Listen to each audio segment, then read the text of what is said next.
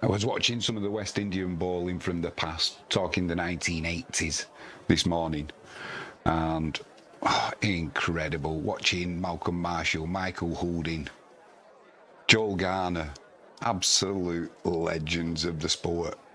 Just cannot get enough of watching the West Indians bowl. It's going to be Ali into chase, just one slip in place.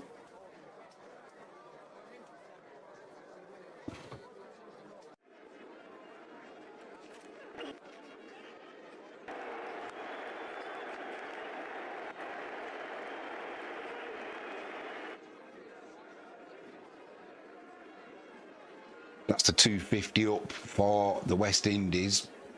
Pulled off his hit there, chase to the leg side, raced away to the boundary. No chance for the fielder to come around and get that. Poor bowling. Let me just double check. That was some attack, wasn't it? Those late 70s, 80s pace units were something else. Marshall's skill, Holding's, smooth run up, Garner's bounce from a length. I mean, that era, probably the greatest sustained pace era cricket's ever seen. And it was relentless.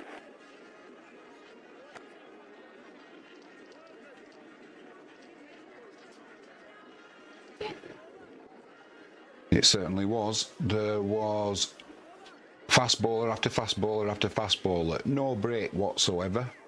And that's the end of the over. The West Indies 252 for 5. Going along quite nicely. If they can get to 350 on this wicket, that sets a fantastic platform up for them. The Pakistani batsmen are going to have to do better than they did in the first test, that's for sure.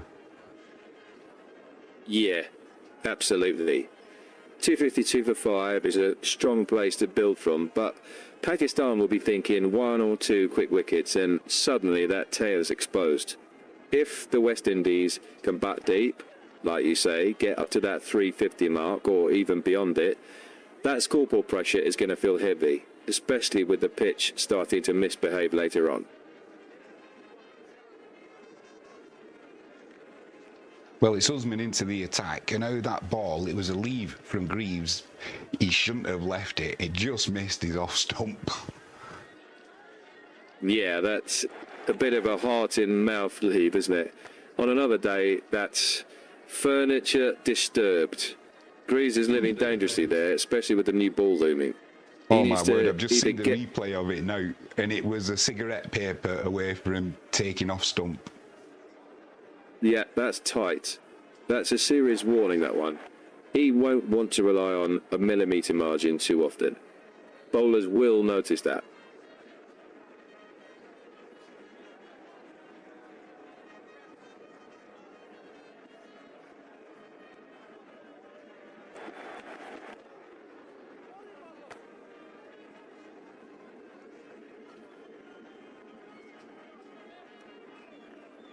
Don't forget as well, we have got a poll up. 100% think that the West Indies will not win this series. Surprising. Usman into Greaves. Silly point in place.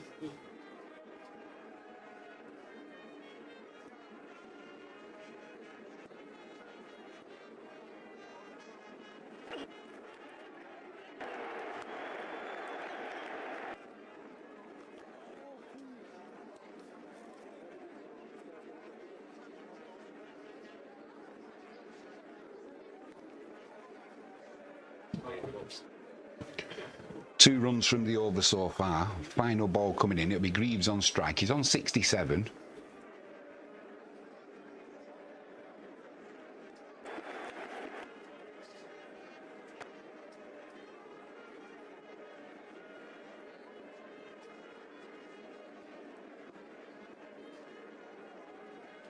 That's the end of the 78th over. 254 for 5, the West Indies. And yeah, I am surprised that 100% think, ultimately that 100% in live chat, the poll, that means that Pakistan are going to win this test match because they're already 1-0 up in the 2-0 series. In the two test series are the West Indies. So The only way they don't get the result they need is if Pakistan win. What do they think is going to be happening in this wicket that's going to suddenly make the Pakistani batsmen suddenly appear world beaters once again? It's going to be Salman to continue. Chase on strike. Absolutely right. Based on the current position, it's a strange poll. For Pakistan to win from here, they'll probably need a cluster of quick wickets, a big first innings response, and then to prize out second innings wickets on a wearing pitch. It's doable, but right now momentum looks maroon.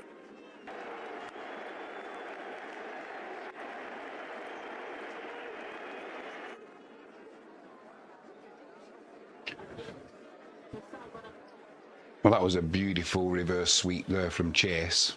And Salman just stands at the other end and he's looking like, what a shot. What do you do against something like that?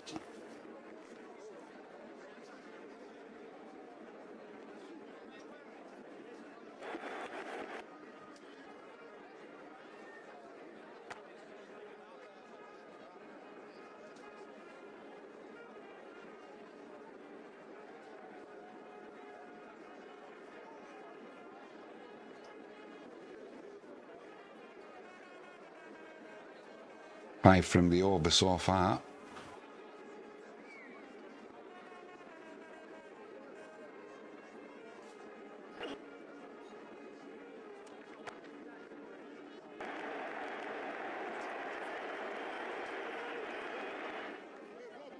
Well, that ball did race away for four, but it was an edge and it just missed first slip. That's 1,000 test runs now as well for Greaves, but he was lucky to get away with that. It was a false shot. Yeah, that is a huge let-off. Edge flying wide. Pakistan will feel that one got away. For Greaves, milestone or not, that's a reminder that he's playing with fire outside off. On another day, that's a simple catch.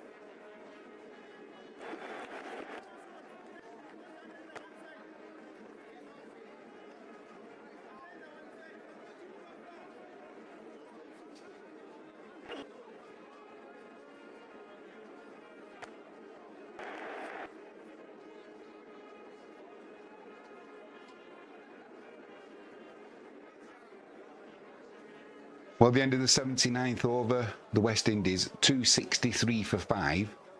Batsman going along well, but almost lost that wicket there, Justin Greaves. Yeah. 1,001 test runs now. But the luck was on his side. Yeah, exactly. That was a proper close call. Greaves will be thanking his lucky stars. That inside edge missing the stump, pure luck. He'll know he's living on borrowed time. The bowlers will be sniffing that chance now. Going to be Sajid Khan to continue. 22 overs, 1 for 55 so far his figures. He bowled well yesterday, but this pitch was helping spin from the very start. It's going to be Chase on strike. He's on 49 as well.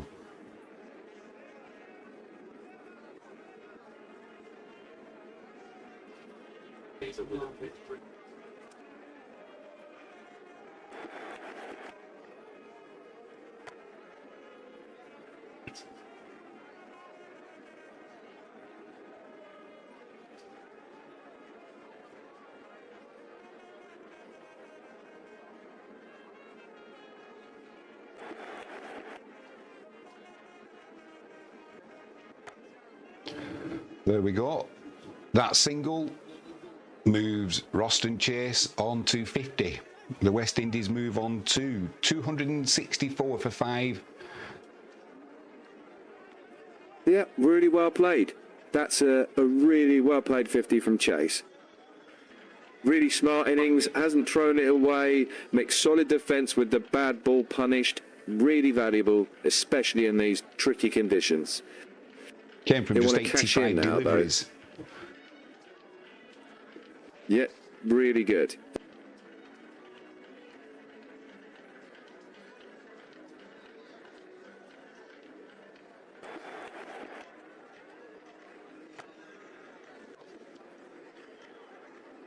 Justin Greaves on strike. Hopefully his leg's all right from yesterday. He was struggling a little bit with, I don't know if it was his thigh or his hamstring. But he looks okay this morning.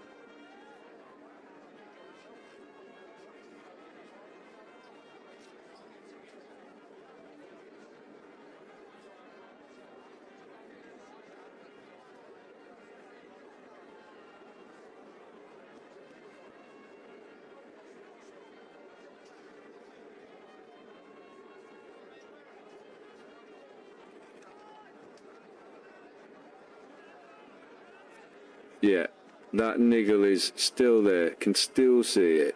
He's managing, but they're definitely trying to protect it between balls.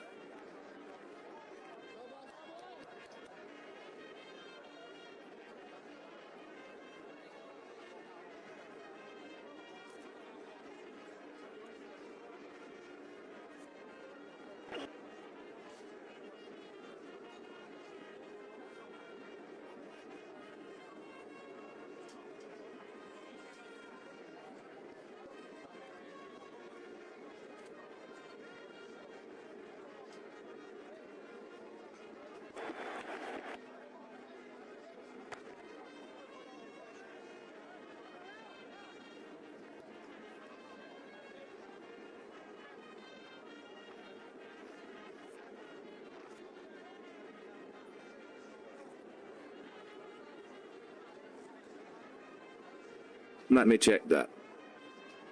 Right now it looks okay, but it is a bit of a watch the radar day. It's hot and humid, chance of a thunderstorm later. For the cricket, that could mean a bit of a stop-start later on, maybe a short delay. Otherwise, play on. If that rain does arrive, it will freshen things up for the quicks though.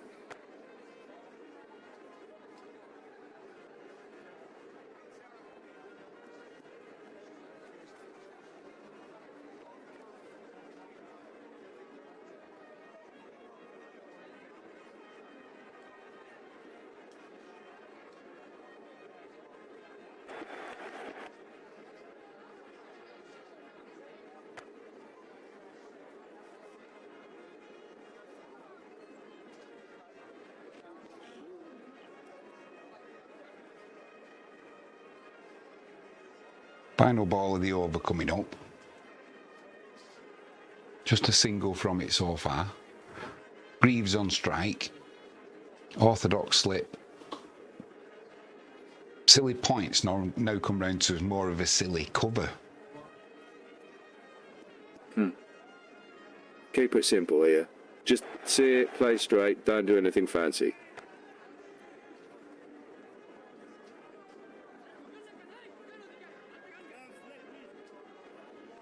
They just showed us the ball that just missed the stumps in the previous over. They calculated it, it missed by just over 2 centimetres. What's that? Just 3/4 of an inch just over. Definitely a bad leave, but when you looks in, you looks in. Definitely a bad leave. I mean, that is tiny, isn't it? Such fine margins. That's heart and mouth for Greaves, that.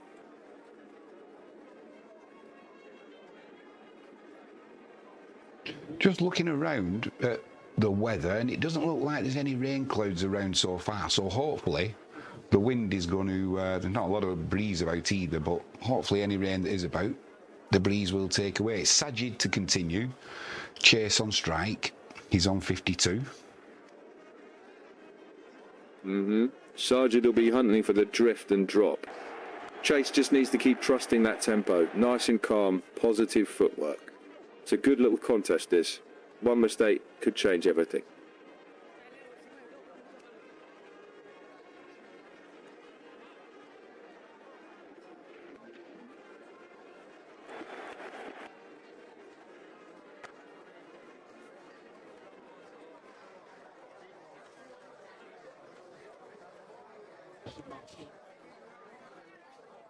Sajid into Greaves. Orthodox slip, leg slip.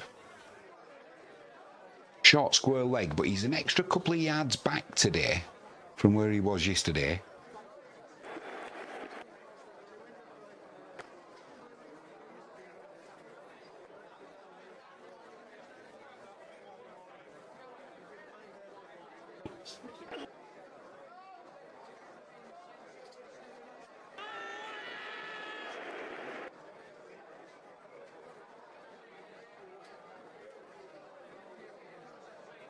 Well, that was clipped off the pad, but definitely going down leg side.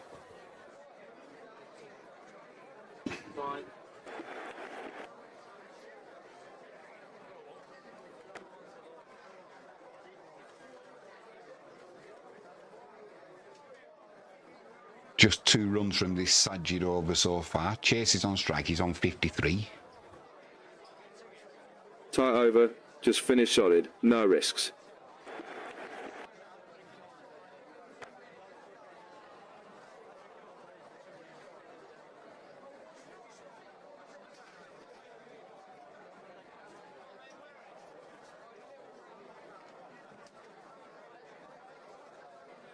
Do you know the way Pakistan batted in that first test match?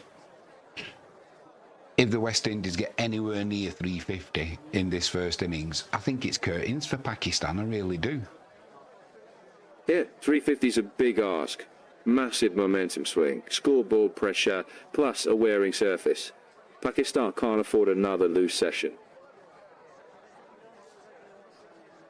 Well, it's going to be Usman to come in, and they've taken the new ball. They could have taken it a couple of overs ago, but they didn't do. But Pakistan now said, yep, we'll have that nice red cherry, and they're going to have it. I think first use of it is going to be Usman.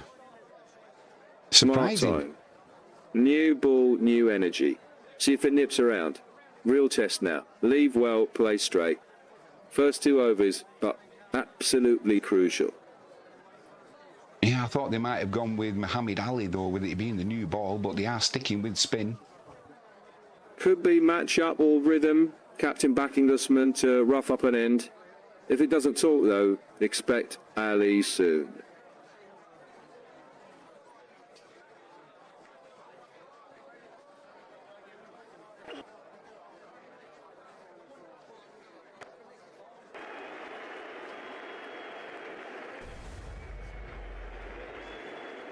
Well, first ball up for Usman, and Greaves has gone to drive that one, got a thick outside edge, and it's gone to the fielder, right backward point, easiest catch he'll ever take.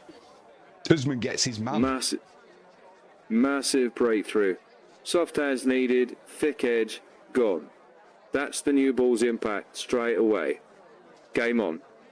Justin Greaves, he's gone for 73, faced 150 deliveries. Bowled Usman, caught Zafar. That new ball did do the trick, so I expected him to use that new cherry with a bit of pace, but no, Baba knew what he was doing. Spot on call from Baba. Greaves dug in, but that fresh ball forced the error. Big moment.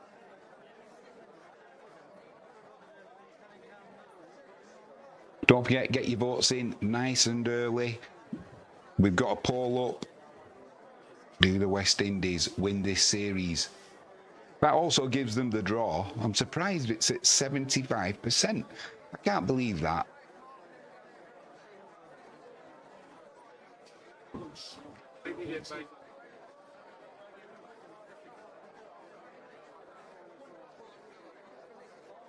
The next batsman in for the West Indies is Kemar Roach. What is Kemar Roach's stats in Test cricket? Let me just check that quickly.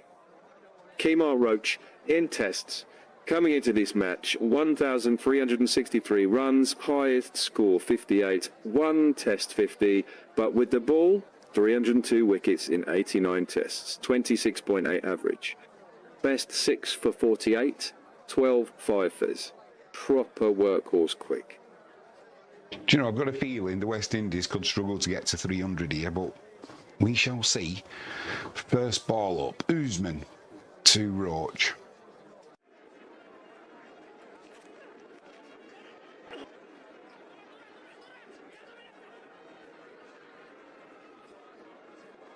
I mean, he did his best to get a forward defensive on that, and there's just so much turn.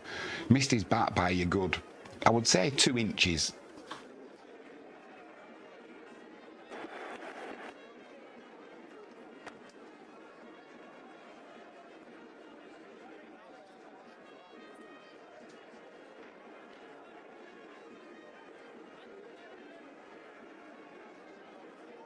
Two slips in place, short leg.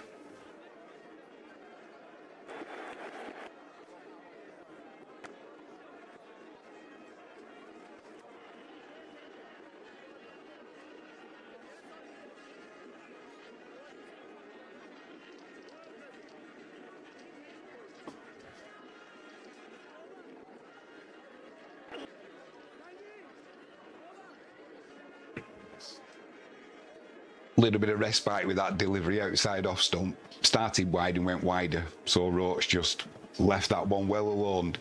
If you don't have to go at the ball, let it do its thing.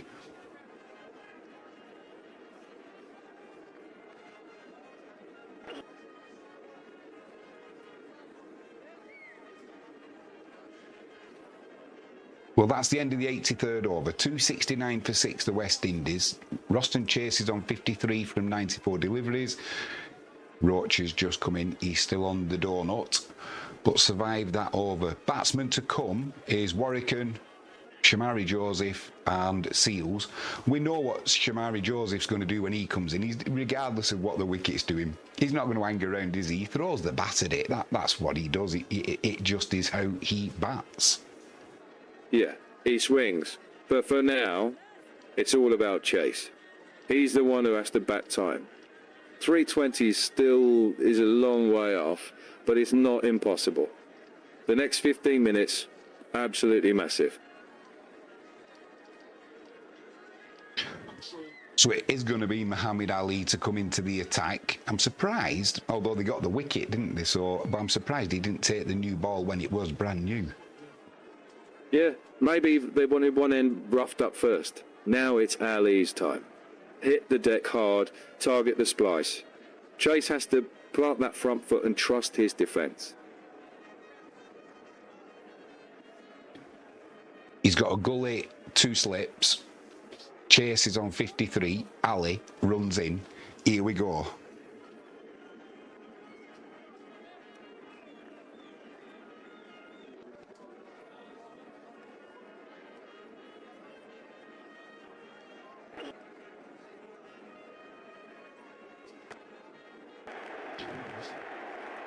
Well, that ball was pitched up by Ali, and not a lot of footwork by Chase, a lot of wrist in it, but he's just driven that through the covers, raced away to the boundary for 4. A bit of a loosener from Muhammad Ali. Yeah, that's too full. Chase said thank you very much. Leaned in, roll the wrists, class shot. Release valve.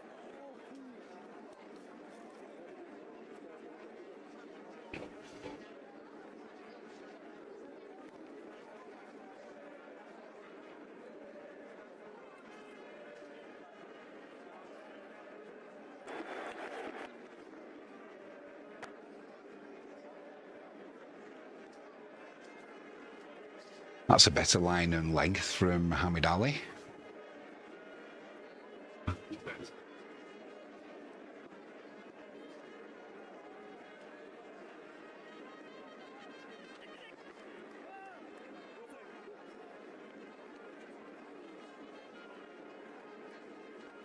The good news is the outfield, it looks like it's dried up from yesterday, because yesterday the outfield was really, really damp.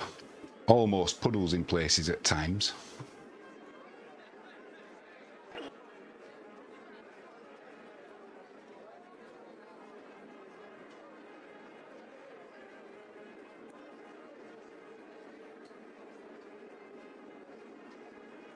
What is the highest run chase at the Port of Spain? The fourth innings run chase. What's the highest on record? Checking. The highest successful fourth innings chase there is 406 for 4, India versus West Indies in 1976. That's the one big outlier. Average fourth innings scores there are much lower. So 320 plus from here still puts big pressure on Pakistan.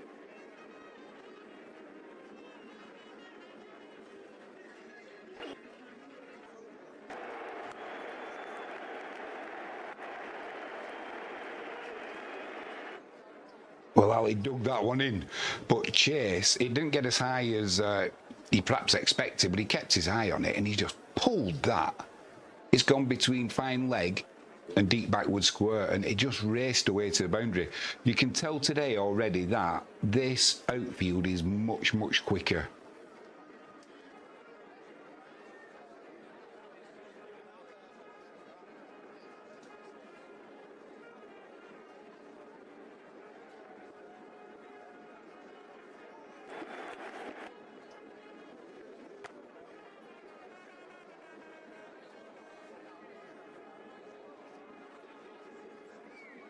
I'm just wondering what Kemar Roach is going to do in this innings. Is he going to play a supporting role to Chase, or is he going to actually try and make some runs himself? First job, support. Eat up balls, stay straight. If it's in his arc, he can nudge, but don't overreach. Let Chase farm most of it.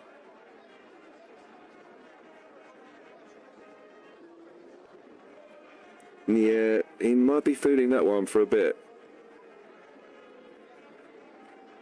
If they can get there, I think they'll come out this afternoon and they'll be good for 350. Shamari Joseph, if he comes out and has a little bit of luck, he can put 20 or 30 runs on in a matter of no time. Checking. That's a fair take. If they make lunch 6 down, yeah, they've got momentum. But it all hinges on Chase. If he's still there, 350's in play. And, you know, Joseph can swing 20 or 30 quickly. But I think for Pakistan, they'll see 1 wicket before lunch as the key. It's going to be Ubaid to continue. Chase on strike.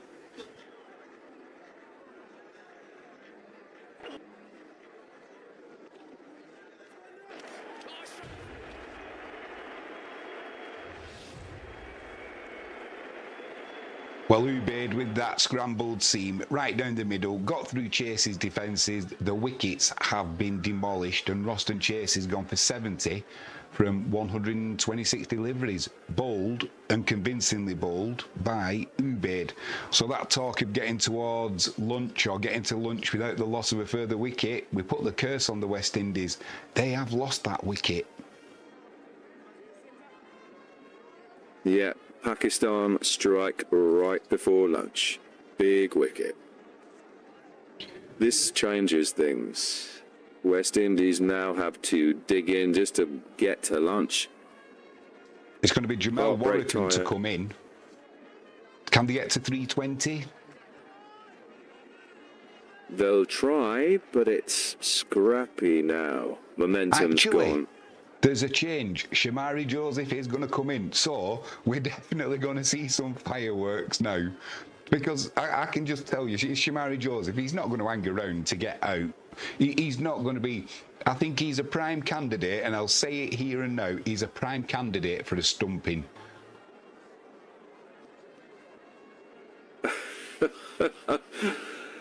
Bold prediction. Let's see. You might be right.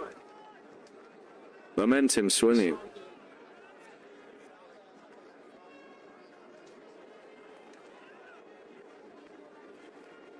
What is Shamari Joseph's test match average?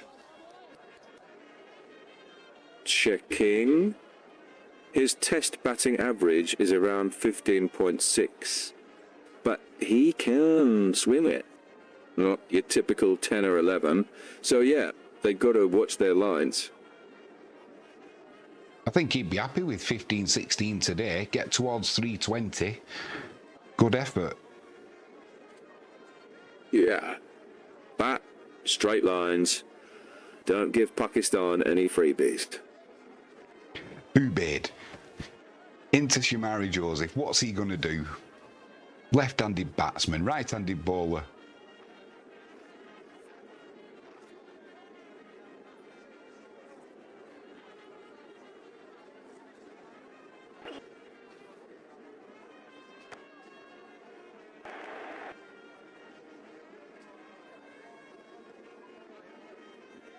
Well, straight away, he has that West Indian wristy swoosh. Thick outside edge in the air, not near a fielder. Fielder at deep point. Gets the single, he's off the mark, so it will be Roach on strike. Roach is on 10 from 40 deliveries. Going along nicely, did what he needed to do when Chase was there. Now the onus is on him. What can he produce?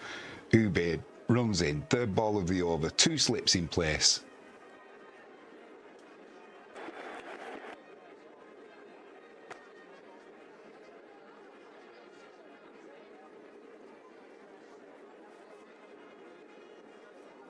He went for the Yorker there. He went for the Yorker, did Ubaid, and Roach. Lovely, forward defensive to it. Should have played it off the back foot, really. It was that full, but shows he's confident getting forward.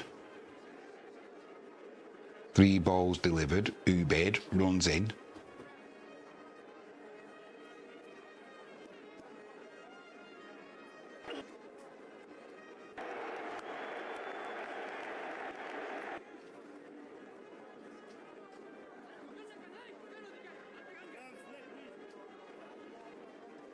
Roach just pushed that ball to the leg side, not trying to score from it.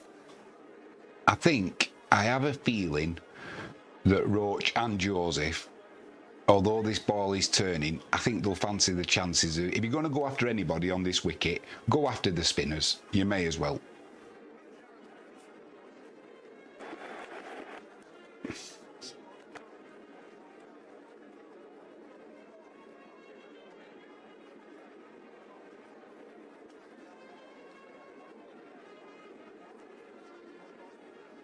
Just 1 ball left of this 95th over. Ubaid 2 for 57 so far. Almost completed his 11th over. So he started off a little bit ropey yesterday, but he's turned it around. He runs in. Roach on strike.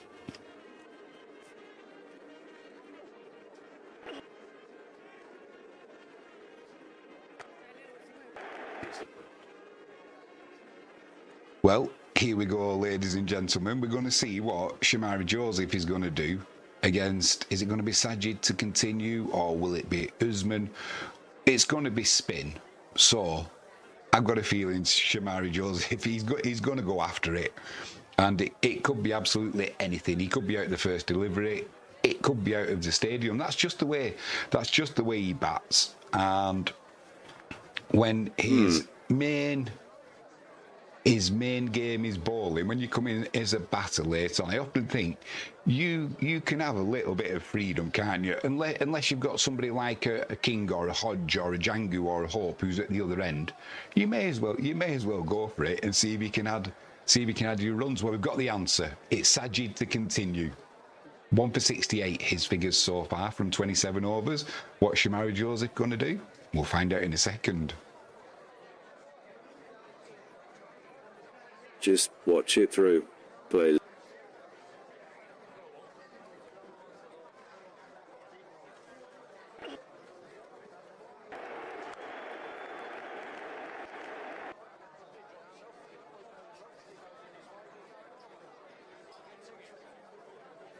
Well, after that big build-up I gave him, he played a lovely little clip down the leg side for a single. So he's on 2 now, and it's Roach on strike. Keep it simple. Defend first.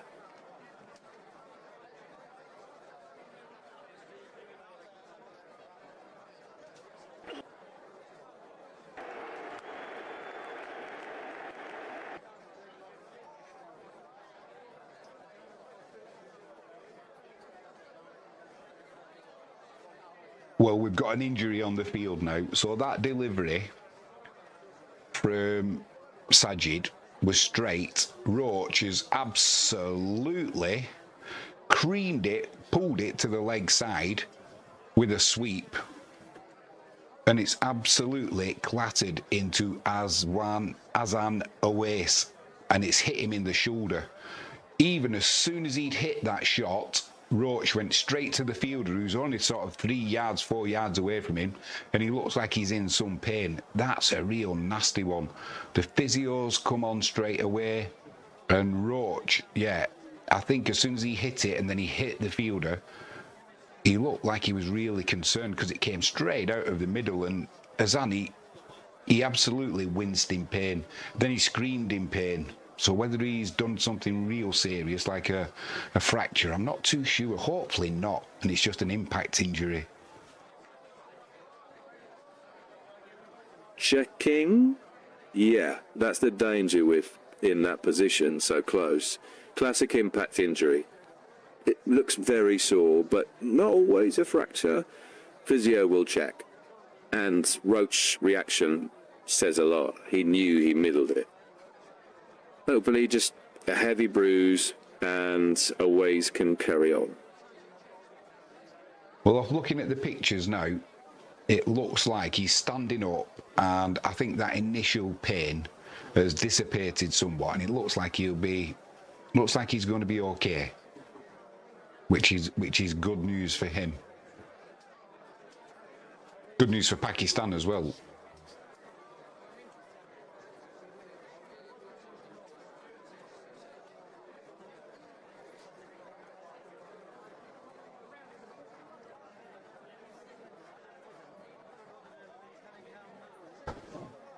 What time are we going to have lunch today? Is it scheduled? Checking. Because they started early to make up time, lunch should be earlier too, around 11:30 local in Port of Spain. That's 4:30 UK time, give or take.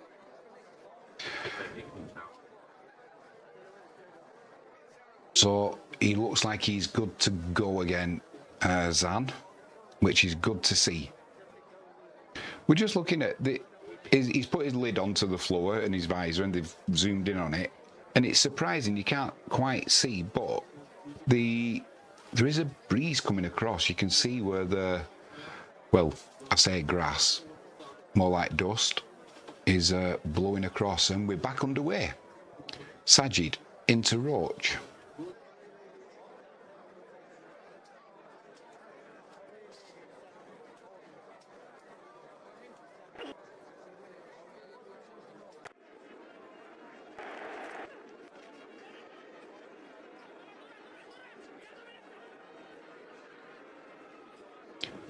Nice cut shot there for 2. I think there might have been a little bit of an edge involved, but safe enough.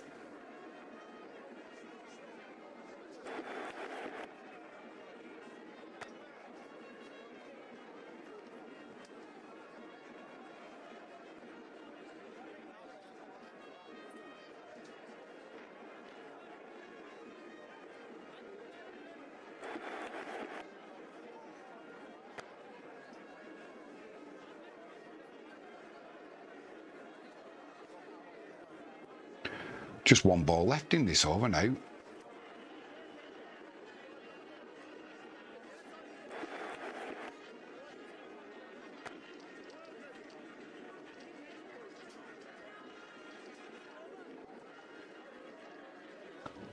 West Indies 308 for 7, 96 overs on the board.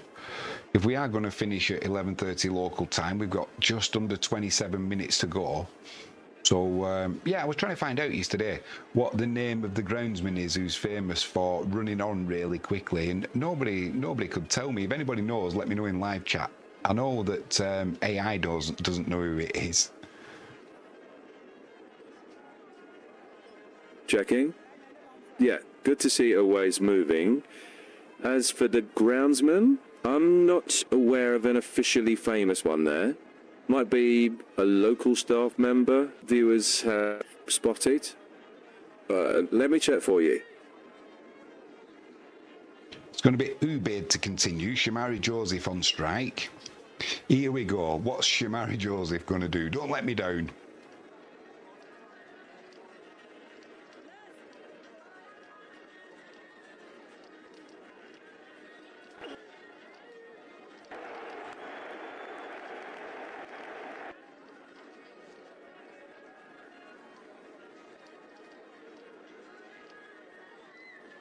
Well, he did go for the big pull shot there to the leg side, but didn't get it out of the middle, so he takes the single. But yeah, if that had come out of the middle, if it doesn't find the fielder, it's racing away to the boundary for 4. And it's going to be Ubaid into Roach. 2 for 58 so far.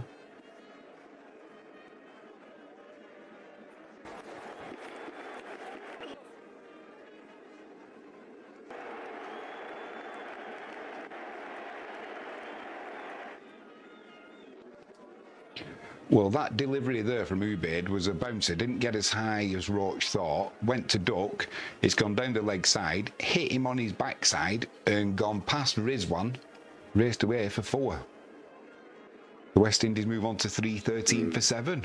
Lovely. Yeah, that's awkward for the batter. Yeah, Roach expecting it to climb, stayed low. Not much you can do once he commits. Frustrating for Pakistan. 4 byes. Those extras add up.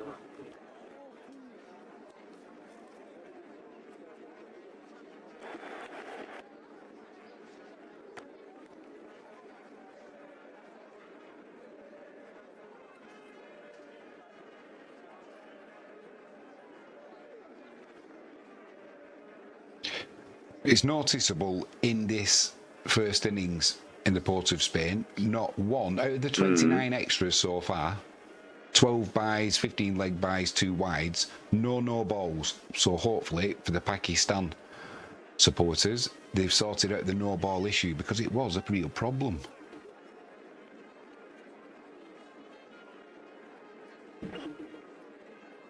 Let me check that. That will be a boost for Pakistan. 29 extras, but no balls this time. Much tighter. No freebies. That's how many you no balls squeeze did out Pakistan the tail. ball in Bangladesh? Checking.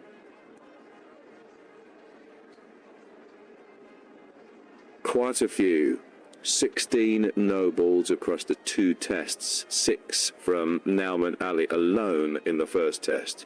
So yeah, this is much better discipline so far.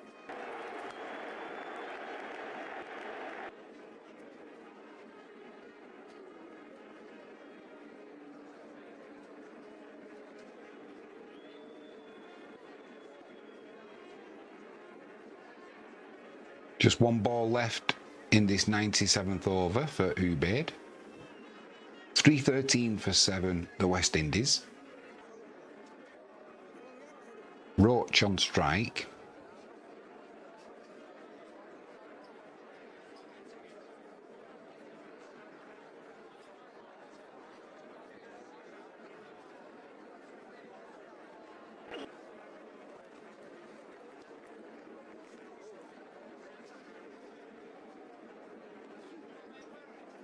That came off the outside edge there. 3-1-3 for 7 now, the West Indies.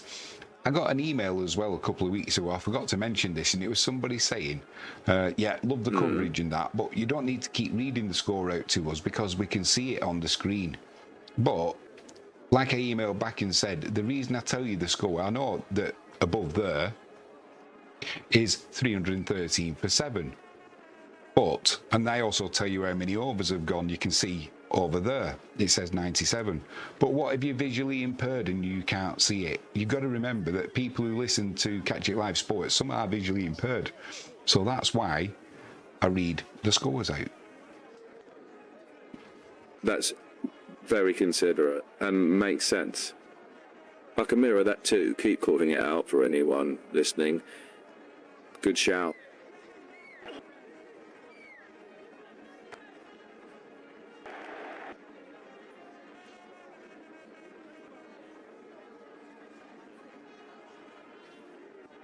But is Sajid to continue in that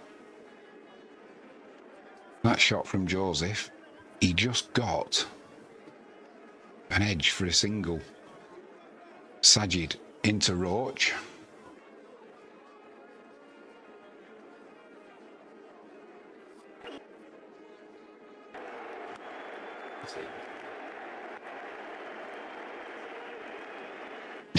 I thought it was Joseph at that end.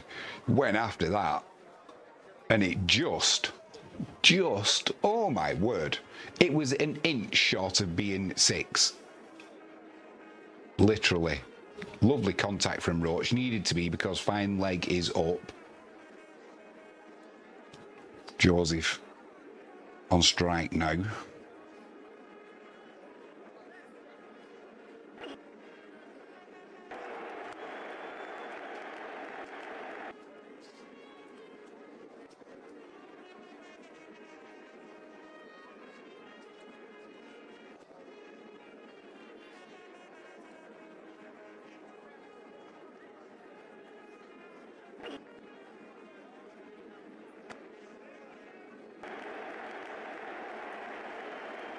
Well, I think it was selling Shamar Joseph short because it was a little bit of width outside the off stump and he just literally cut it one day style between third man who's up and first slip. Beautiful shot from Shamar Joseph there, raced away for 4. Gorgeous timing. Risky, but that's his game. When it comes off, it looks brilliant.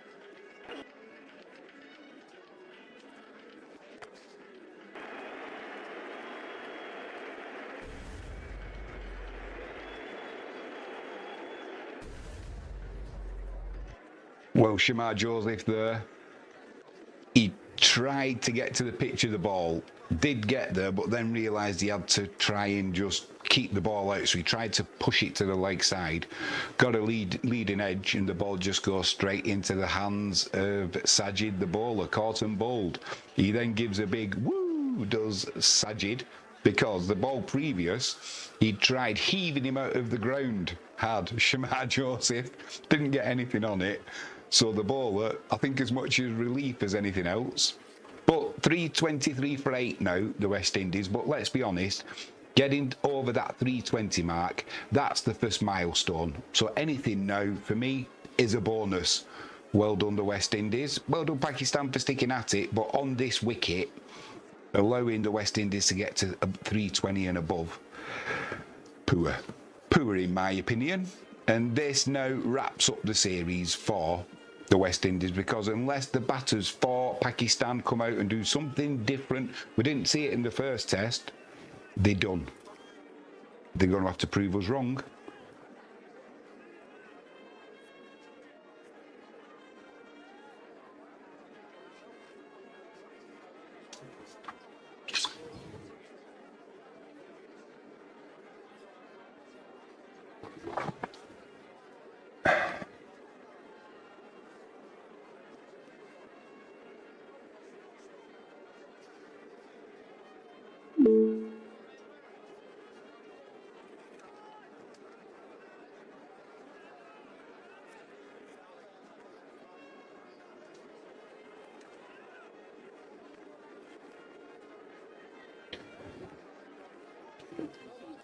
Don't forget live chats open as well, by the way. Let me know your thoughts, because it's quiet and slow pace like this. We can read your thoughts out. Let everybody know. Don't sit at home stewing if you're supporting Pakistan thinking we've let this one get away. If you're a West Indian fan and you're thinking, I'm not as confident as you, Jimmy, I think we might need another 30 on the board in the first innings, let me know in live chat. Everybody is welcome. Yeah, Of course, everyone is welcome. And yeah, I am a bit worried for the West Indies here. Really? I think, yeah, I think when Pakistan bat, they'll be able to put a few more runs on the board, I think. On this wicket that's turning and doing all sorts, I think if the West Indies get to 350, I could see Pakistan being all out for 220, 250. Yeah, we will see. I think it's going to be a lot closer than that. But you never know. It's a funny old game.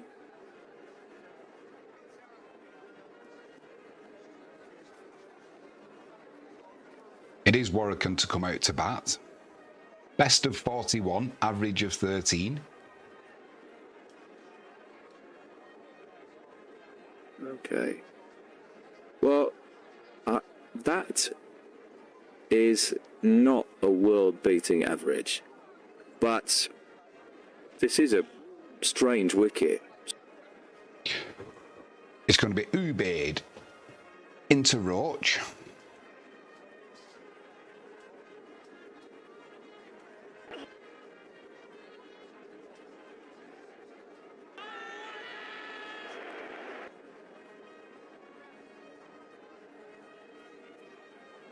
Big appeal for LBW there. For me, it was just sliding down the leg side. Oof, only just. Umpires call as well with the batsman, so I don't know if Pakistan are going to review this or not. Babari's giving it one of them. Nobody wants to commit to it, so there's no review. Roach on strike.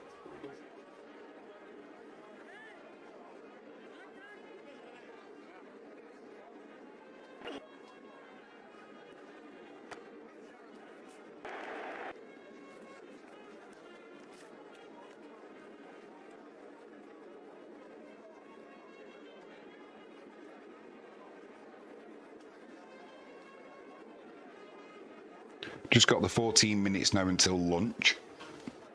So I don't think it's worth the West Indies trying to survive until lunch. I think they may as well just try and get the runs now best they can. Ubaid into Roach.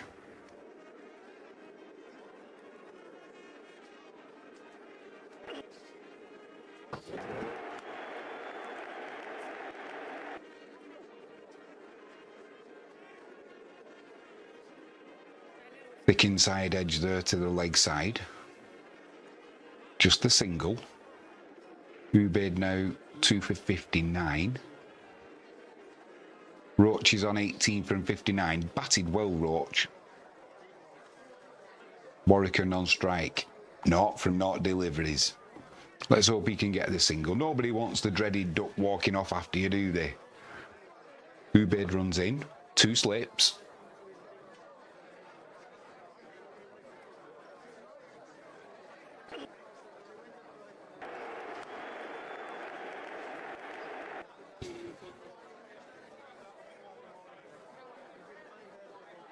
Well, Warrican there played that ball to the leg side. I think it came off his body, actually. And backing up Roach, he was almost halfway, or it came off his thigh pad, almost halfway down the wicket. The shout of no came in. He had to scramble back. He's desperate to get on strike. So whether he doesn't trust Warrican, I'm not too sure. But you don't want to be getting run out. That would be a bit silly. Ubaid into Warrican.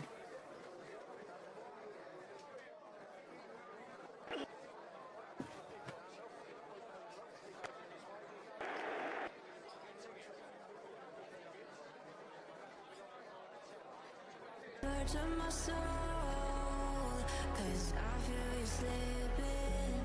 Don't fade away to memory. I can feel you calling out my name. Somewhere in the galaxies, I feel you waiting.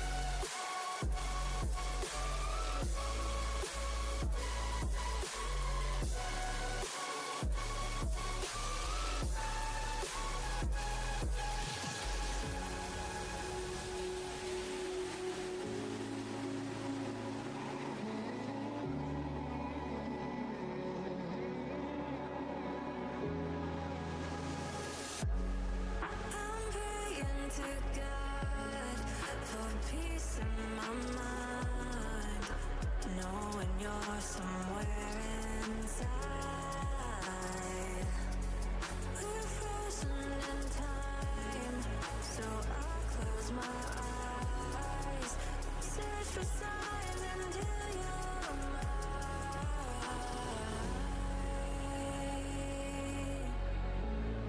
Won't leave you behind.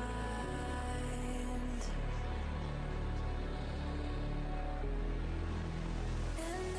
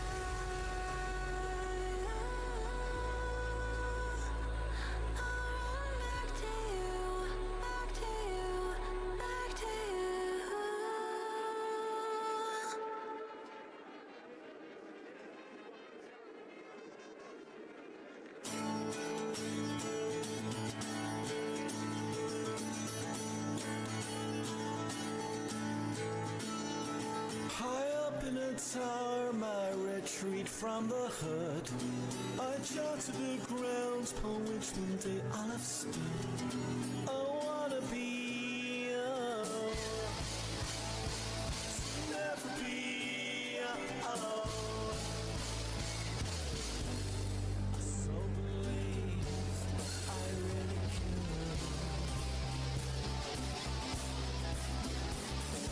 live like I should.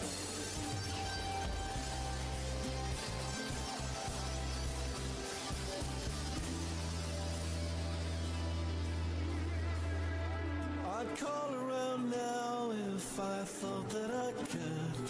Shake about how I've been misunderstood. If I wasn't real, so naturally,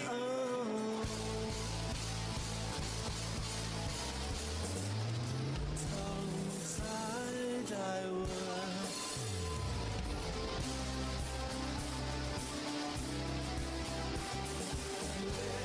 Like I should.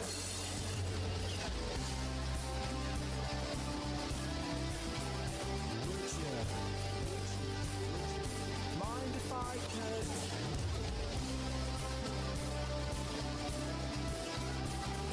Live like I should.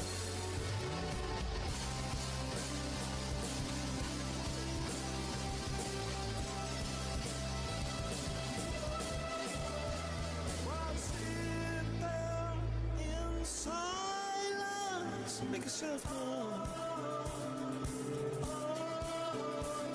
for signals and guidance. Let yourself go.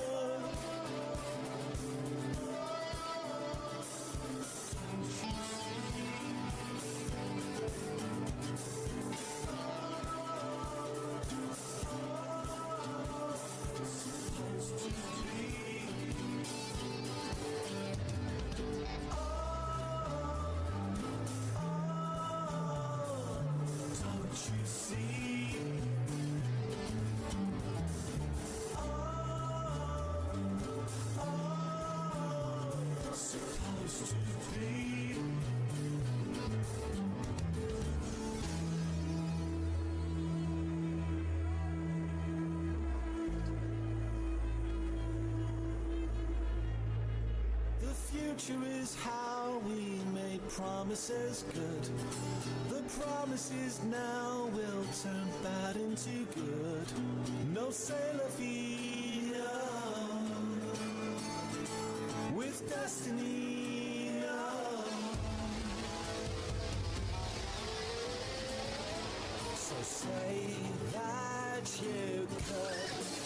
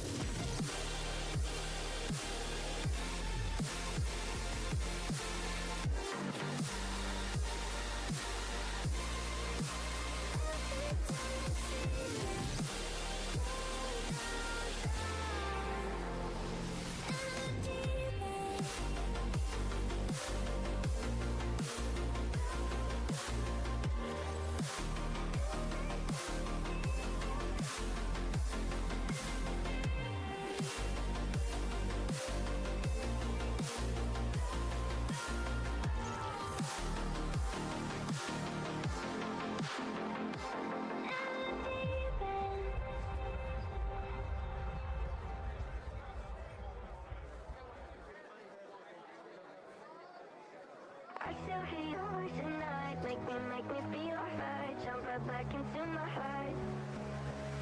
Cause we could dance the night away. Make me love you through the haze. Ain't no need to be afraid.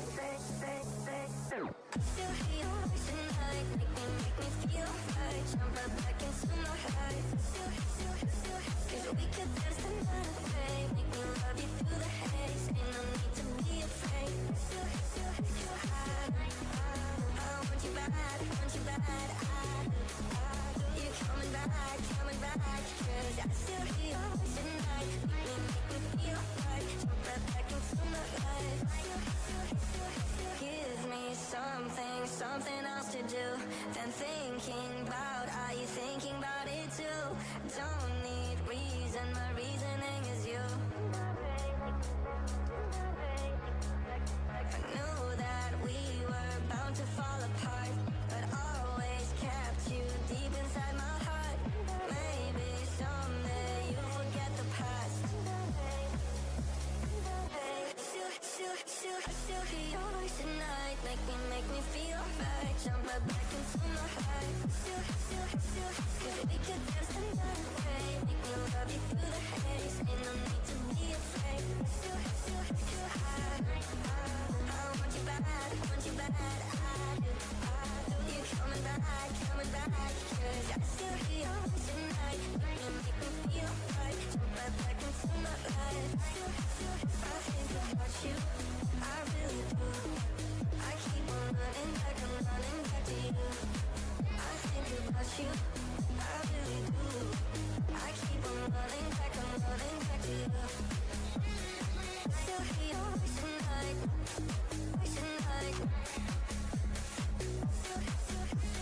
I still hear your voice at night.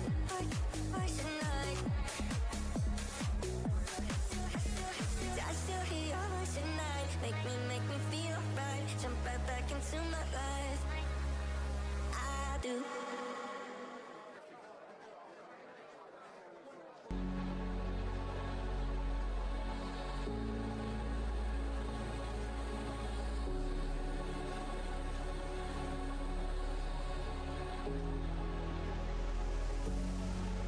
Where did you go? My heart's on a mission. Search of my soul. Cause I feel you slipping. Don't fade away to memory. I can feel you calling out my name. Somewhere in the galaxies, I feel you waiting.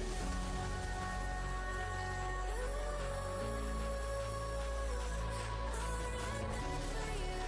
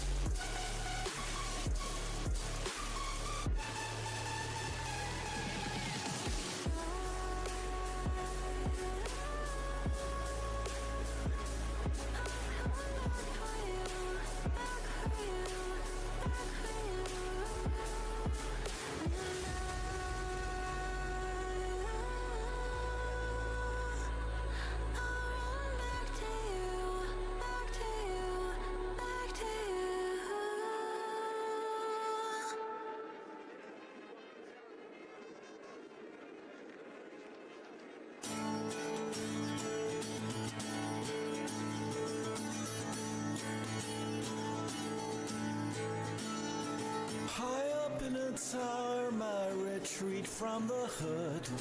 I charted the grounds upon which one day I'll have stood. I wanna be never be alone. So believe I really care. Live like I should.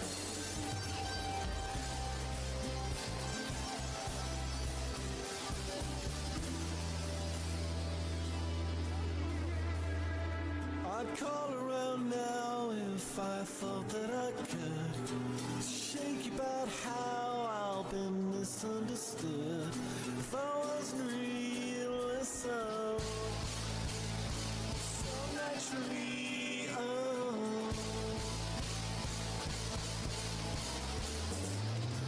tongue-tied I was.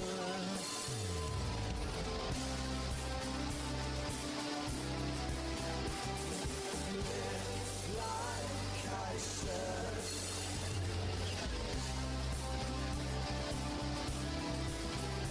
Would you mind if I could?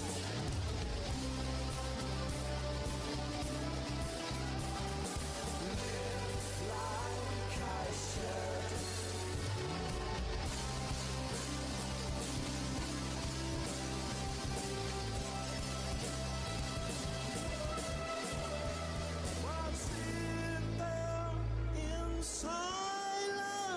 Make yourself go for signals and guidance. Let yourself go.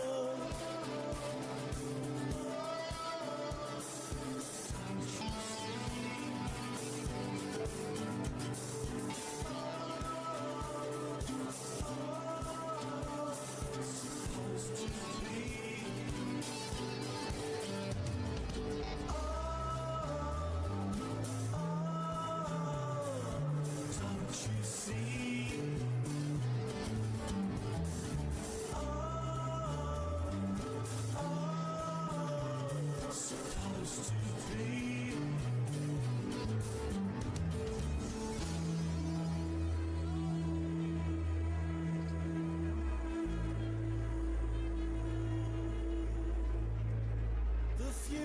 Is how we made promises good.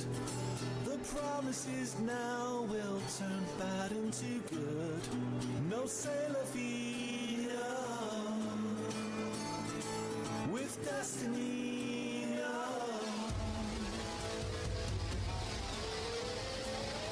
So say that you could.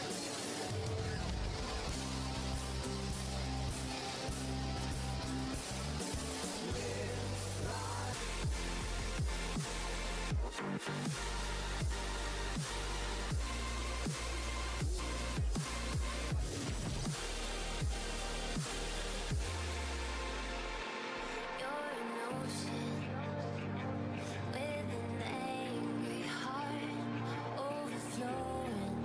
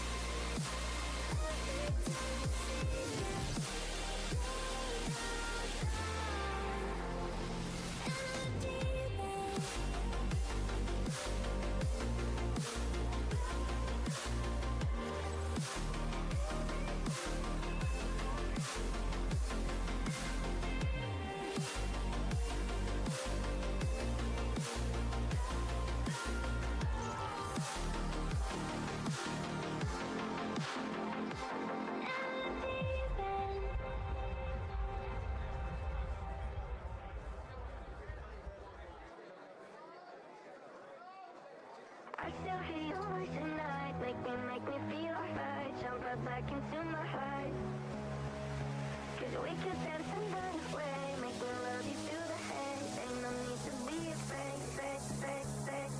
Still hear your voice at night, make me feel right. Jump right back into my heart. Still, 'cause we could dance and run away, make me love you through the haze. Ain't no need to be afraid. Still, I want you bad, you coming back, 'cause I still hear your voice at night, make me feel right. Jump right back into my life. Give me something else to do than thinking about. Are you thinking about it too? Don't need reason, my reasoning is you. I knew that we were bound to fall apart, but always kept you deep inside my heart. Maybe someday you'll forget the past. Still hear your voice at night, make me feel right. Jump right back into my heart. Still, 'cause we could dance and run away, make me love you through the haze. Ain't no need to be afraid. Still, I want you bad, I do. You coming back, 'cause I still hear your voice at night, make me feel right. Jump right back into my life. Still, I think about you, I really do. I keep on running back, I'm running back to you. I think about you, I really do. I keep on running back, I'm running back to you. Still hear your voice at night,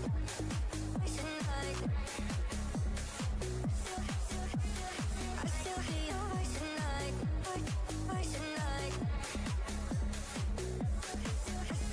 I still hear your voice at night, make me feel right. Jump right back into my life.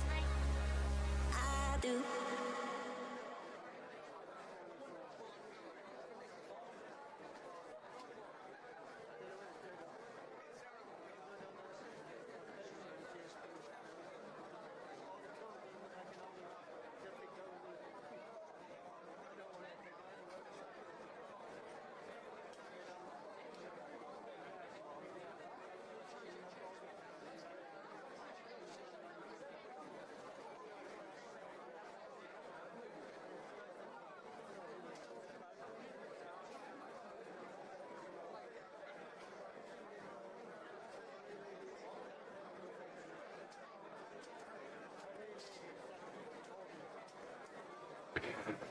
Well, we're back, ladies and gentlemen, and it's going to be Roach into Azan.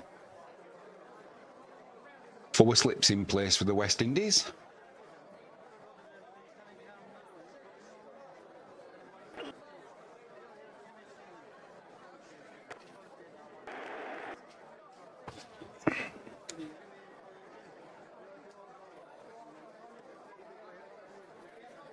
Hope you're all suitably refreshed.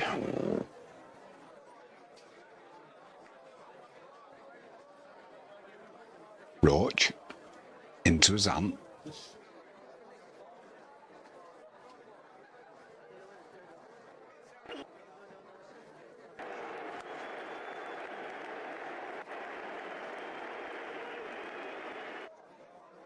Well, Roach straying onto Azan's hip there. Just tickles that down. It's a fine leg. No fielder there. Races away for 4. This outfield today has dried up really quickly.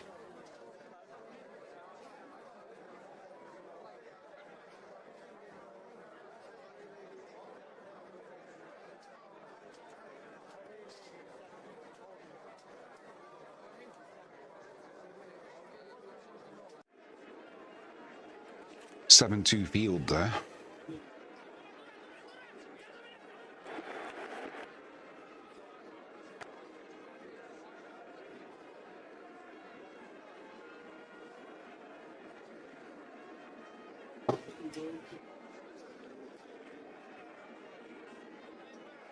Yeah, that outfield, since we had the downpour yesterday, and it was boggy yesterday, especially near the boundary ropes, there was a couple of Pakistani fielders who slid, as they do, to stop the ball, and they were bringing big divots out of the earth.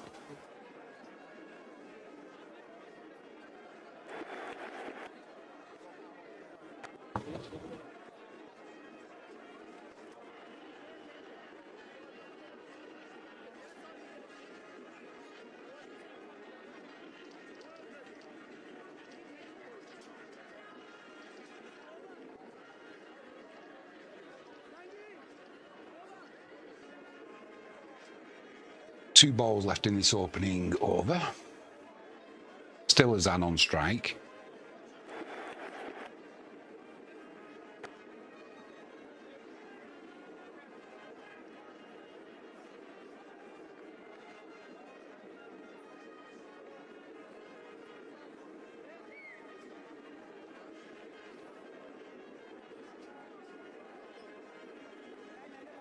West Indies setting Pakistan a first innings target of 344. Final ball of this first over, Roach into Azan.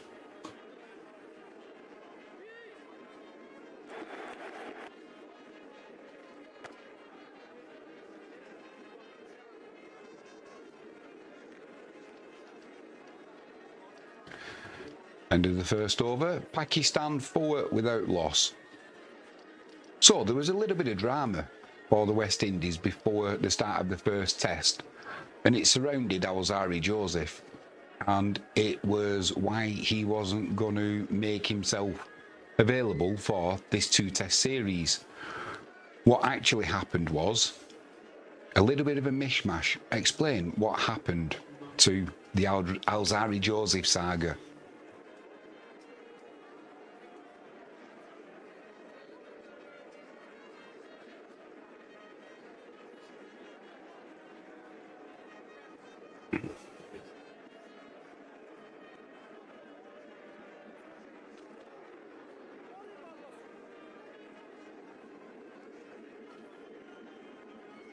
Sure. So, there are 2 different versions of events that were doing the rounds. Initially, Cricket West Indies said Alzarri Joseph was missing the series for personal reasons. And then, before the first test, head coach Darren Sammy said that Joseph had been picked but declined selection for the series. Sammy said the reasons were, quote, way over my head, suggesting it was an issue for Cricket West Indies rather than the coaching staff to explain. That led to a lot of speculation because the 2 explanations sounded rather different. And more recently, Alzarri Joseph himself has publicly responded saying the situation was more complicated than had been portrayed, with important context left out. So that suggests he disagreed with how the story was presented. But neither he nor Cricket West Indies have fully detailed the underlying reasons. So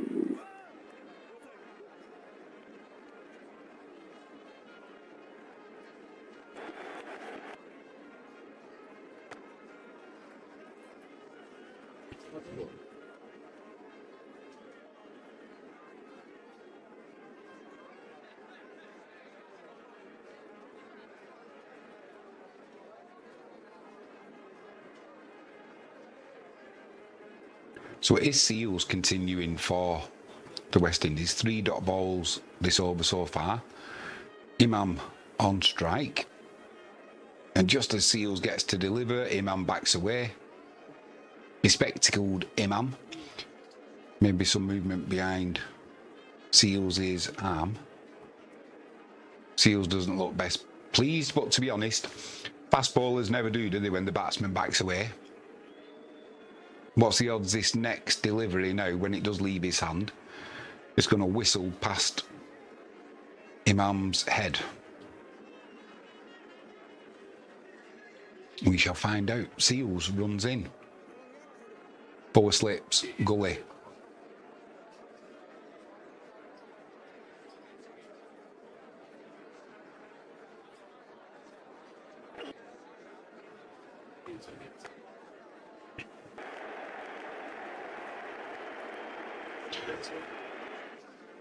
Well, that's going to frustrate Seals even more, because there was a thick outside edge. Went all along the ground, soft hands, but beat 4 slip, raced away to the boundary for 4. No third man. 8 without loss now, Pakistan. Both batsmen on 4.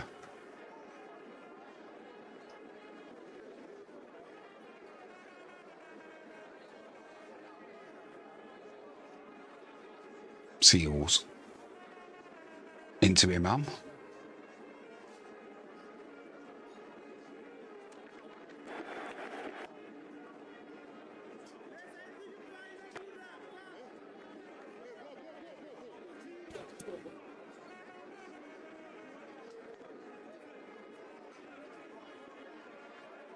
Takes the pace off that, pushed it towards mid-on for a single.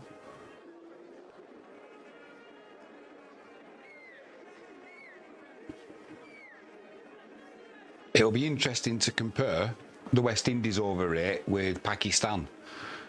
Pakistan running the spinners at both ends, they're rattled through. Usman and Sajid rattled through the overs. Final ball of the over, Seals into Azan.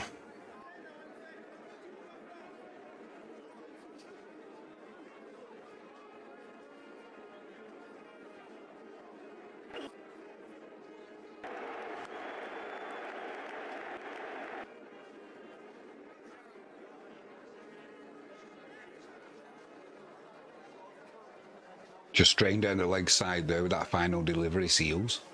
Actually giving us a leg by Pakistan 10 without loss. Can you give us an update on the weather? Because looking at the TV pictures there now, there's not a lot of cloud in the sky, so hopefully there's no rain around. Checking. Yeah, looking at the forecast for Port of Spain, it's generally looking favourable with a cloudy forecast around 32 degrees and just a chance of a thunderstorm at some point today. But for now, I'd say conditions look okay for play, with only a moderate weather risk later. So fingers crossed for an uninterrupted session. It is Roach continuing. Azan leaving that first ball alone. Just trying to see if there's any movement. I know this new ball is, what, 2 overs old.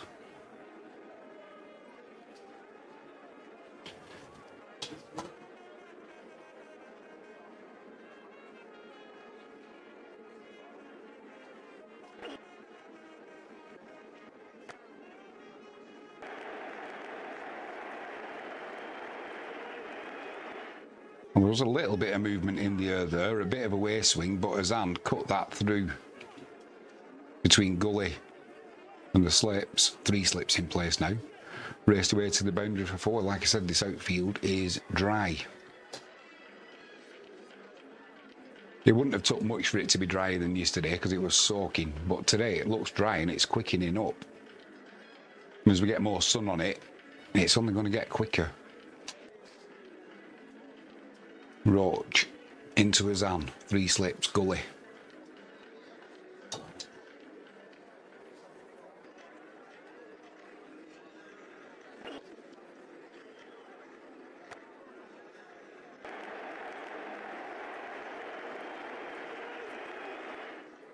Well, this time a little bit of width outside the off stump. Azan give himself room. He's cut that in front of point, raced away. Raced away to the boundary for 4 back-to-back boundaries now for Pakistan. They move on to 18 without loss. Azan's on 12. He's on strike. Imam, non-striker's end, he's on 5. Not the start the West Indies would have wanted.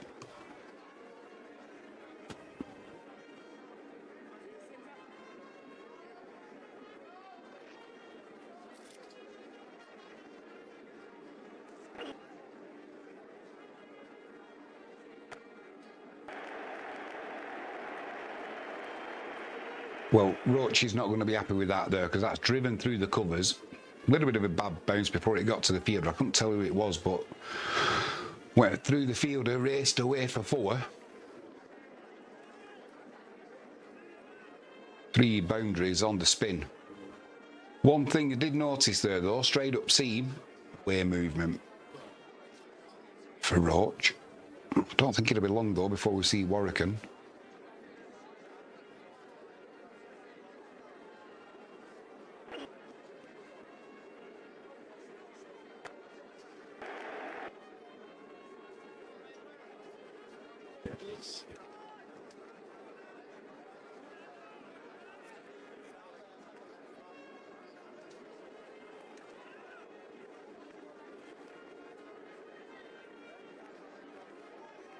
That's your phone ringing, Frankie. Roach. Into Azan. Last ball of the over.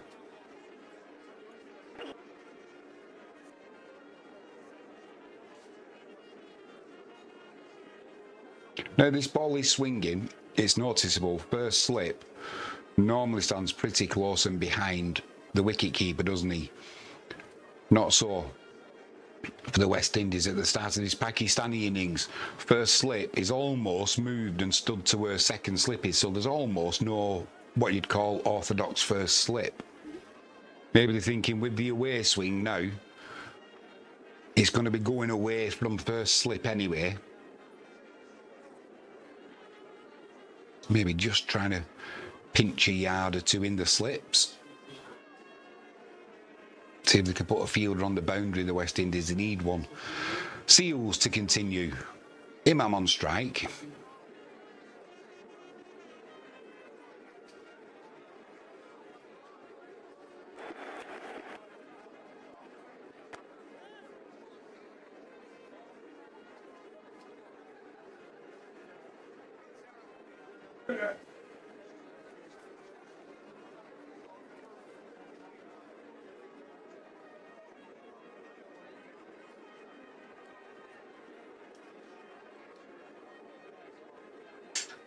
Seals once again into Imam.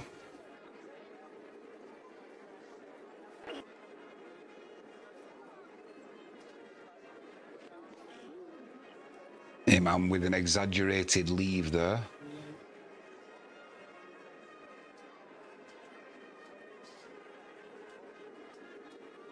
Noticeable that Seals is coming over the wicket again. Maybe trying to get some in-swing to the Pakistani batsman. See if he can bring LBW into play.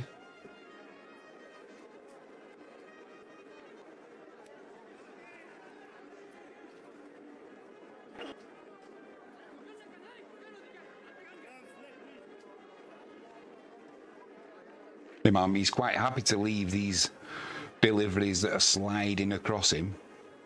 And since he's gone over the wicket, Seals now, doesn't seem to be getting the ball moving the same.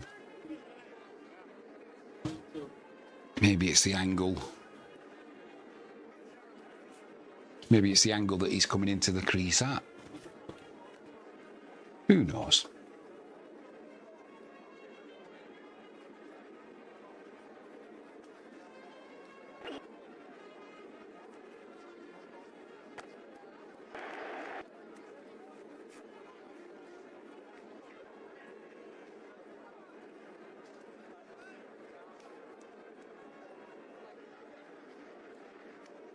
Two balls left in the over, 4 dots so far. Seals, that last delivery, he just brought his line in a little bit more towards off stump. Runs in, Imam on strike.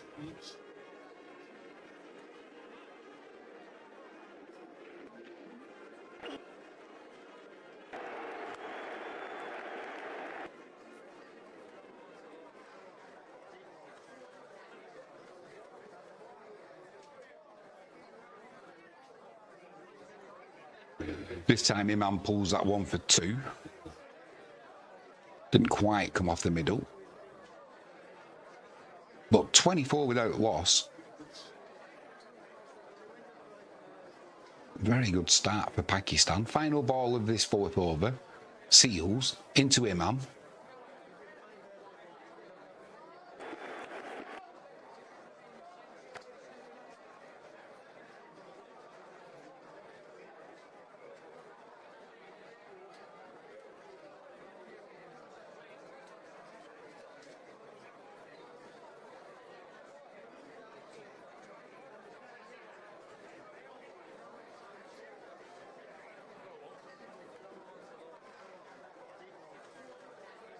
Clouds in the distance, but they're like white fluffy clouds, nothing looking too worrying at the moment, which Pakistan will be happy about. Pakistan, just to draw the series, need to win this second test match. Well, 4 overs gone. Call me Nostradamus, call me what you like. We're going to see Jamel Warrican into the attack for the West Indies. So straight away, the Windies are moving to spin. Can't really blame them. And it'll be Azan on strike. He replaces Roach, does Warrican.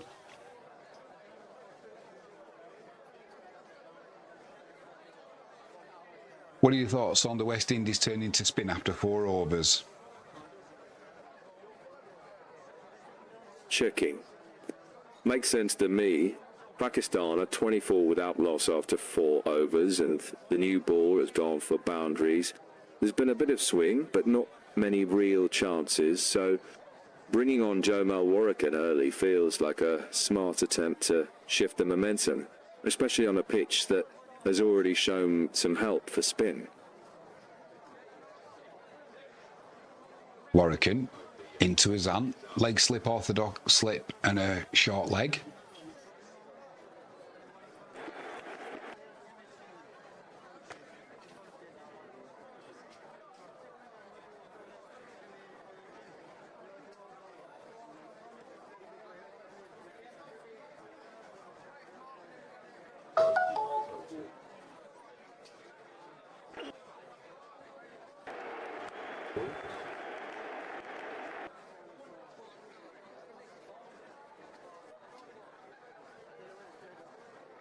Just pulled that to the leg side. Not trying to, could have really gone for that there. He pulled it down a little bit, did Warrican, but Azan quite happy just to tickle it through the gap. He moves on to 17. Imam on strike, he's on 7.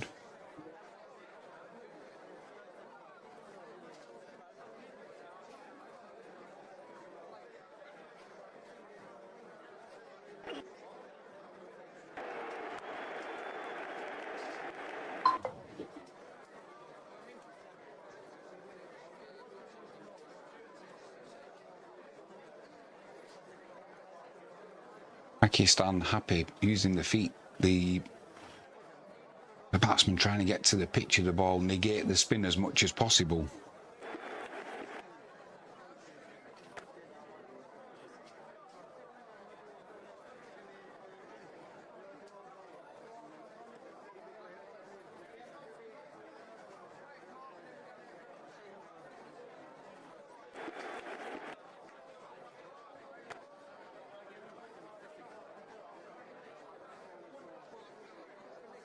Final ball of the over coming up.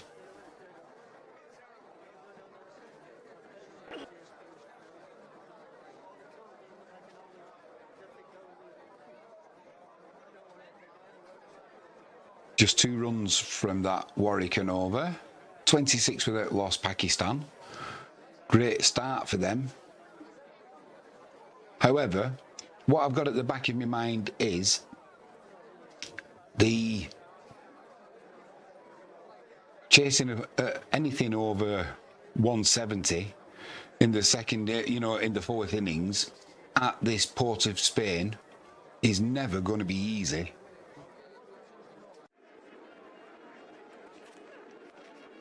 Yeah.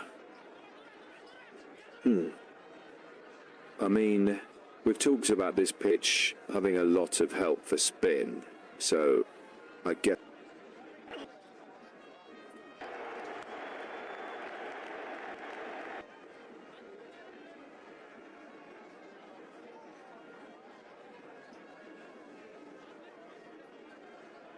After the Ashes next year, I think Joe Root retires from international cricket, that is. Daz Reynolds says, I would have had Pope. Yeah, possibly. It would have been better than Root. Shamari Joseph into the attack for the West Indies. First ball up, Imam on strike.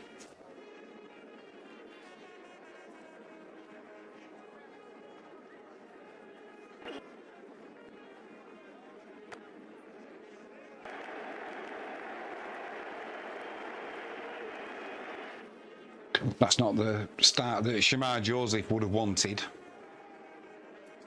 Just a little bit of width outside the off stump. Cut that beautifully in front of point, raced away to the boundary for 4. Imam, he moves on to 14. Yeah, I would have had Pope. I would have had the Pope instead of Joe Root.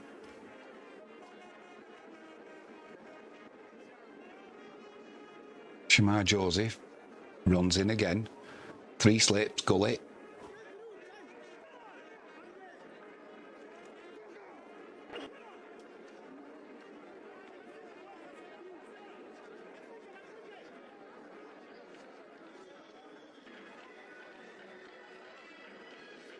Beat the outside edge there.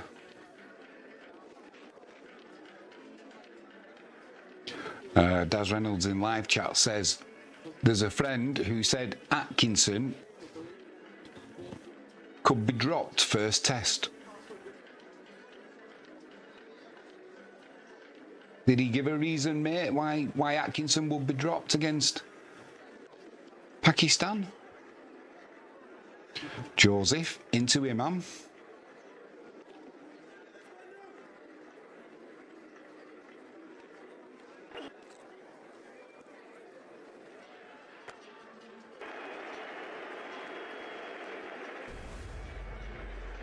Well, Shamar Joseph, he might have gone for 4 from the first delivery of the over, but that third delivery he just put in there, he got some pace on that delivery. Let me tell you, it wasn't even that short, but Imam ended up defending against it, and it just popped to the fielder at point. I think is it Hodge? Fielder at point. An absolute dolly of a catch, and Imam, he goes for 14 from 17 deliveries. Caught Warwick, and it was. But Shamar Joseph, blimey O'Reilly, governor. That pace just kind of came from nowhere.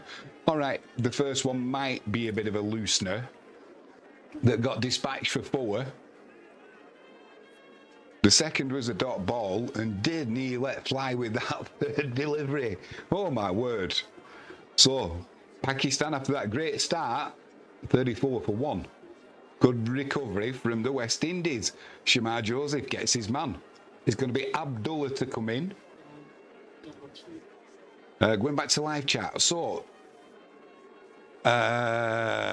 Atkinson out of the first test because of the 100. I will bring Cast back. Yeah, Cast. Excuse me. Cast would be a good replacement. I don't think he's quite as good as Atkinson. But the good thing with Cast is he's got the height. So you know, if the wicket's not doing too much because of his height, he can sometimes get a little bit of bounce that maybe Atkinson can't. So we'll see, mate, but that would be a good shout as a replacement.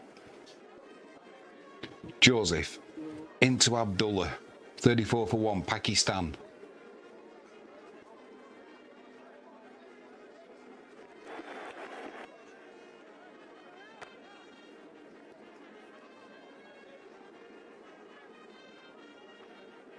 He's looking like he's up for this, Shamar Joseph.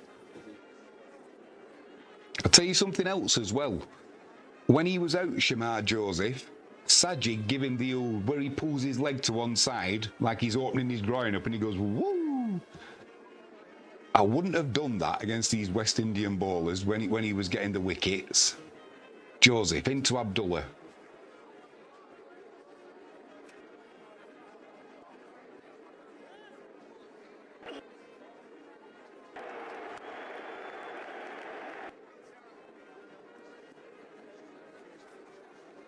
That wicket, it was Shamar Joseph's 100th first class wicket.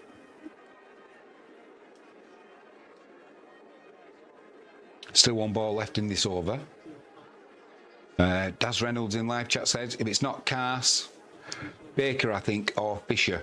Right, I'll tell you my thoughts on that, mate, just after this last delivery. Shamar Joseph into Abdullah. 2 slips, gully.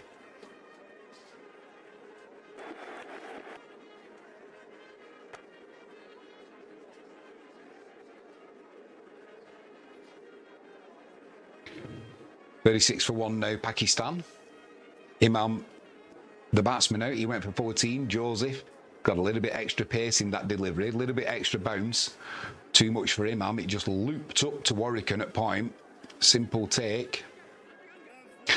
Yeah, Daz Reynolds in live chat. I think if not Cast, then Baker or Fisher. Do you know them two lads against India? They, because of Ben Stokes and because of Gus Atkinson, they got thrown in the deep end at the last minute, and they did all right. I think Fisher was slightly better than Baker. But Baker, he's got that pace, hasn't he? He's just got to sort his line out and what have you. I don't think you can play Baker and Tong. That's the only thing that will go against Baker. I think you could play Fisher and Tong, but not Baker and Tong. They're too similar in their... you always have that bowler, don't you, who's Warwick into Abdullah.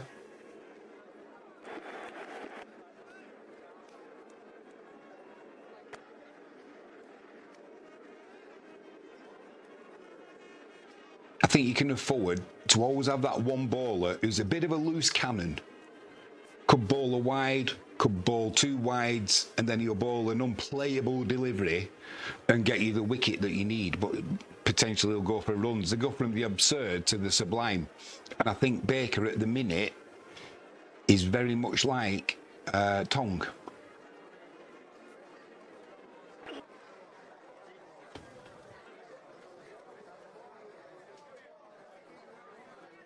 So I think if Atkinson doesn't play, Cast doesn't replace him. If Tong's in the team, I think you play Fisher.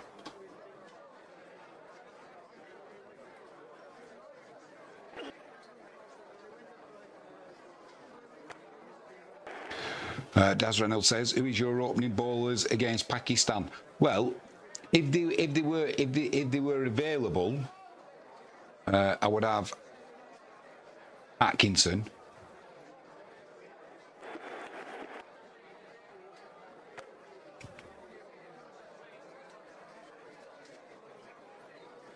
I would have Atkinson and Josh Tong.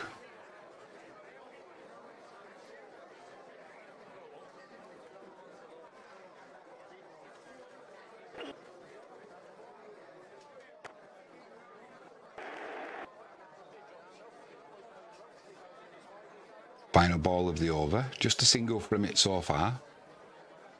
Warwick into Abdullah.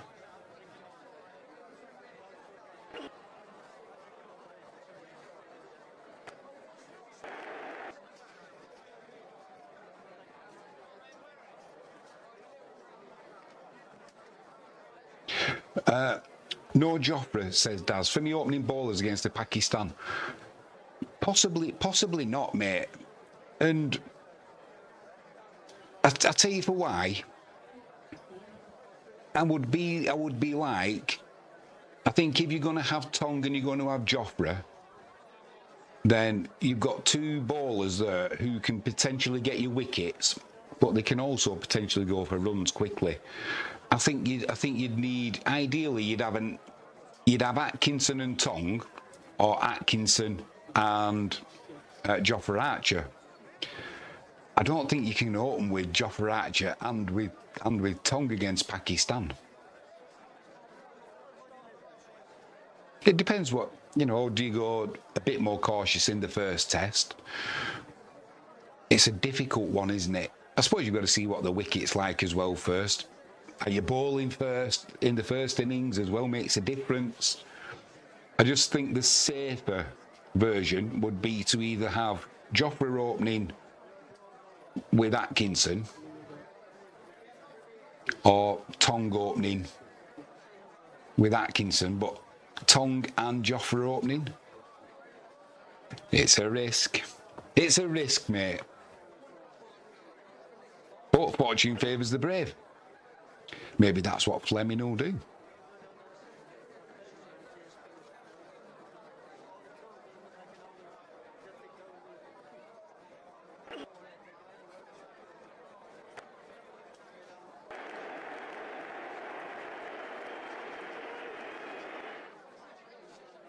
Well, a little bit of width outside off stump there, and disappointing fielding again there from, I think that's Warwick and gone through the field and raced away for 4.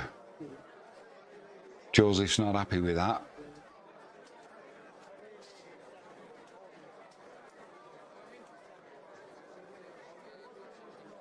Mate, who would you open against Pakistan at Lords? Who'd open the bowling for you?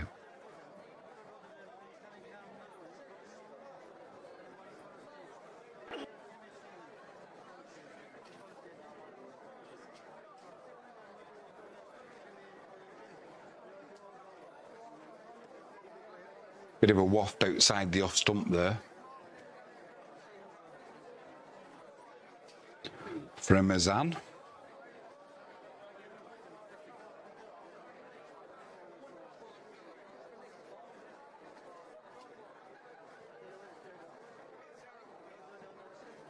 It's going along nicely though on 24.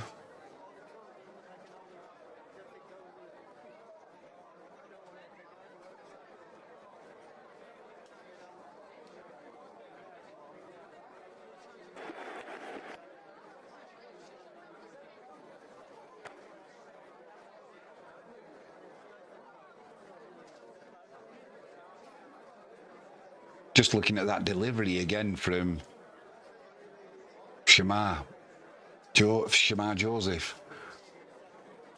He just dropped it just a foot shorter. Daz Reynolds says Joffre, and they've picked Gus Atkinson. Joseph into Abdullah.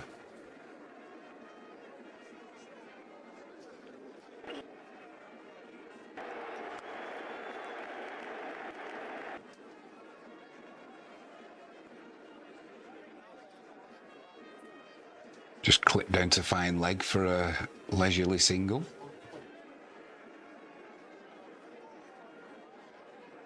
Yeah, it'd be good to have in attack if you could have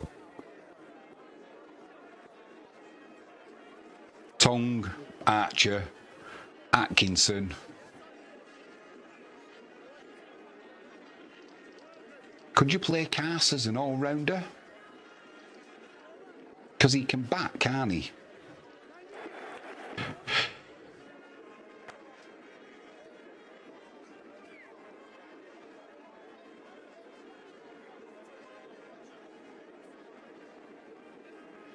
$43 for 1 Pakistan.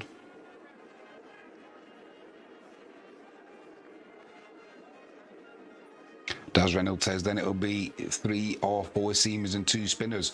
If Joe Root's going to play, you may as well have Root as one of the spinners, haven't you? So, I mean, what's he got in his arsenal? He can get a wicket from nothing because some of his deliveries are so poor. The batsman's eyes light up and he gets a wicket. He can also bowl the bouncer.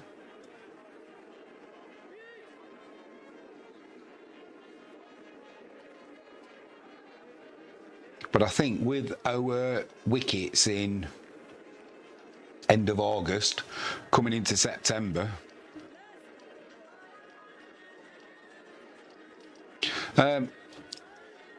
if it was down to me, I would definitely go with Jacks over Bashir. But that I don't think that'll happen, mate. It's going to be Warwick to continue. Abdullah on strike.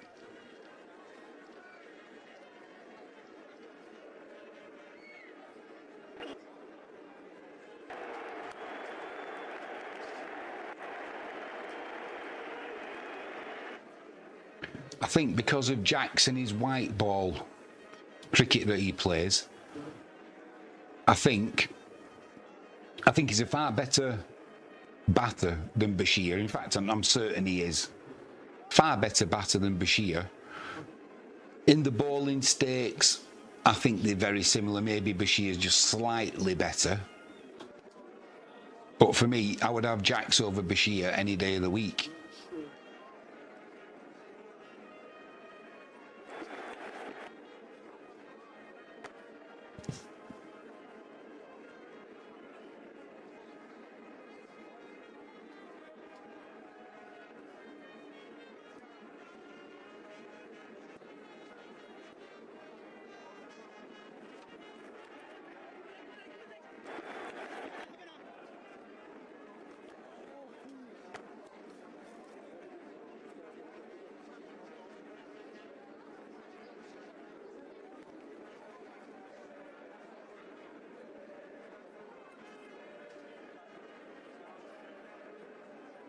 Another misfield there for the Windies.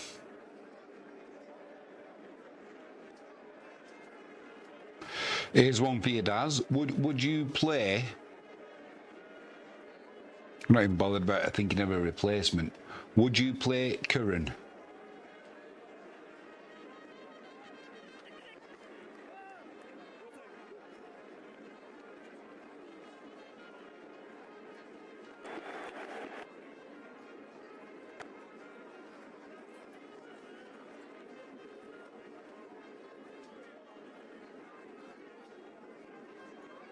Final ball of the over.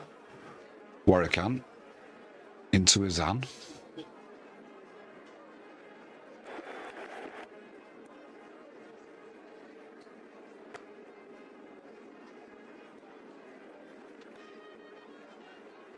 And did the 11th over. Pakistan 49 for 1. Going along quite nicely. Imam, the only wicket down so far, he went for 14. A rip snorter of a delivery from Shamar Joseph. Popped on him, came off his bottom hand, looped up to Warrican at point. Simple catch. First wicket of the innings.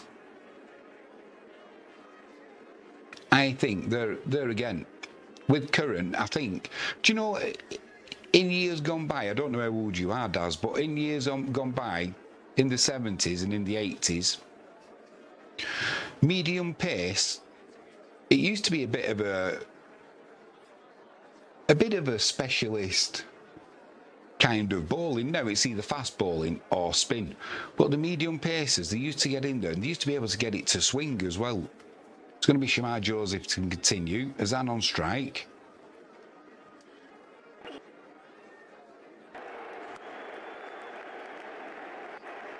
Strained down the leg side, just tickled it fine. Did the batsman off his thigh pad. Fine leg.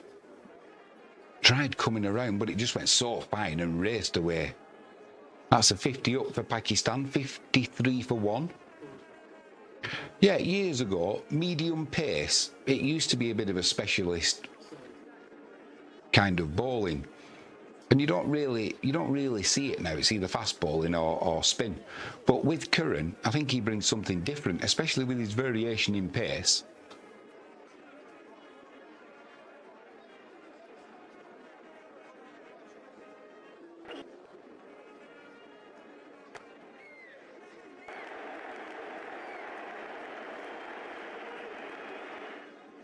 Well, that's raced away to the boundary for 4. It went past gully and forward slip, all along the ground, but it was a thick outside edge. Getting a little bit frustrated, I think, Shamar Joseph now. Although this is normally when he's good for a wicket.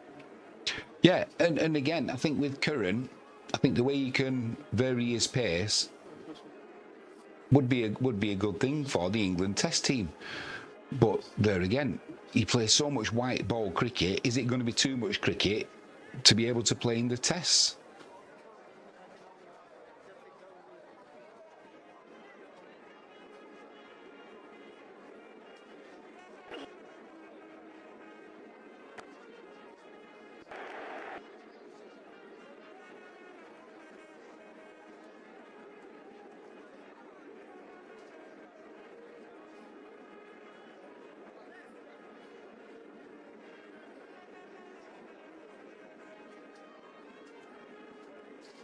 Wait till the end of this over, then we'll get a weather update. 3 balls left in it. He's gone for 8 already. But he's up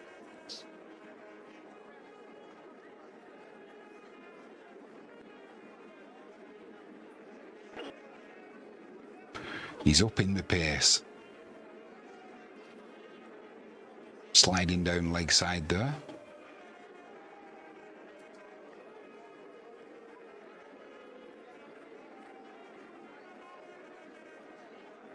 $57 for 1, Pakistan. Looking quite comfortable, to be honest.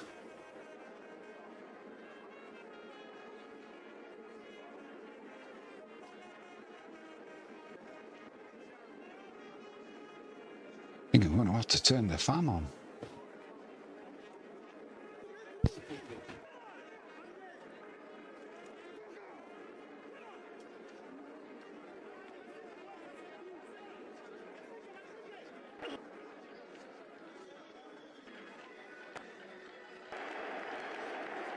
Well, a little bit of width outside the off stump there from Shamar Joseph to Azan, trying to tempt him, but probably too full.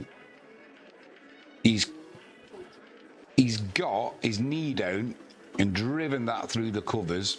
Perfect style. Out of the middle of the bat, raced away to the boundary for 4. Shamar Joseph berates himself, not happy with that delivery. He's gone for 12 so far this over. 1 ball left. Azan on strike. Azan's on 38.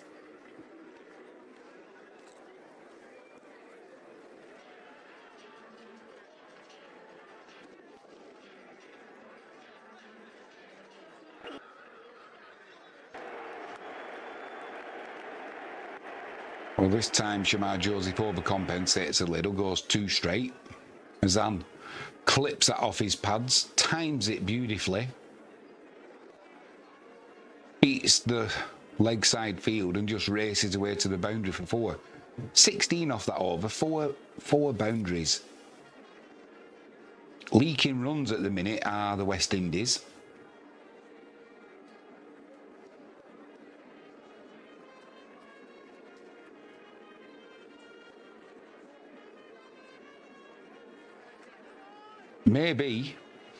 Maybe this wicket is just dying off a little bit. Yesterday there was plenty of spin out there early for Pakistan, and it wasn't the easiest wicket to bat on, but we know historically it gets more difficult to bat on as the days progress. It's going to be Warwican into Abdullah.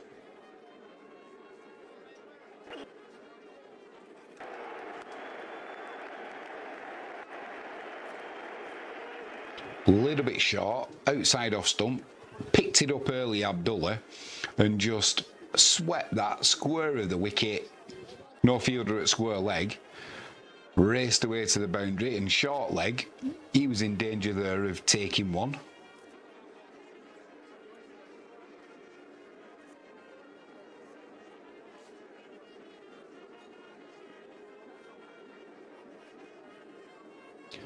Not the start that Warwican wanted from his over.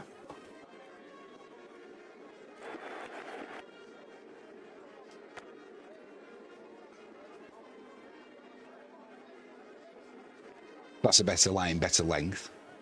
Abdullah just a perfectly orthodox forward defensive shot.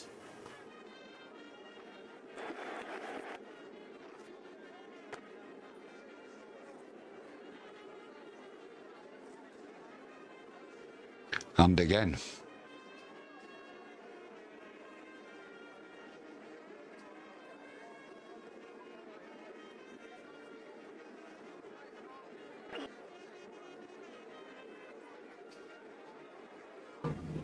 Good leave outside off stump there from Abdullah.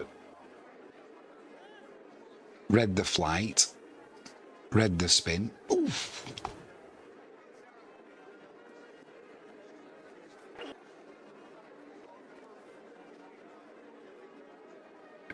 My word, that's moved a yard. It went from middle and off, and it's gripped and gone.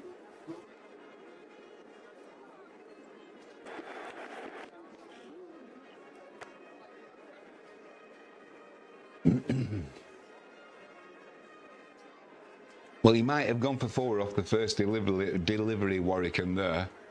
But the 5th ball of that over, wow, it turned. Not only turned, it bounced as well. Fantastic delivery. Far too good for the batsman. Got his bat nowhere near it. Hope the wicketkeeper did well to take it. It must have been a good yard deviation from pitching to hitting the wicketkeeper. That's what we were seeing yesterday for Pakistan. Not really seen too much of it so far today for Warwican, but obviously we know he can do it because he's just produced that unplayable delivery. And as we've seen that, now we're going to see Roston Chase come into the attack for the West Indies. So maybe now it is time to turn to spin. 69 for 1. Pakistan. Azan on strike. Chase in.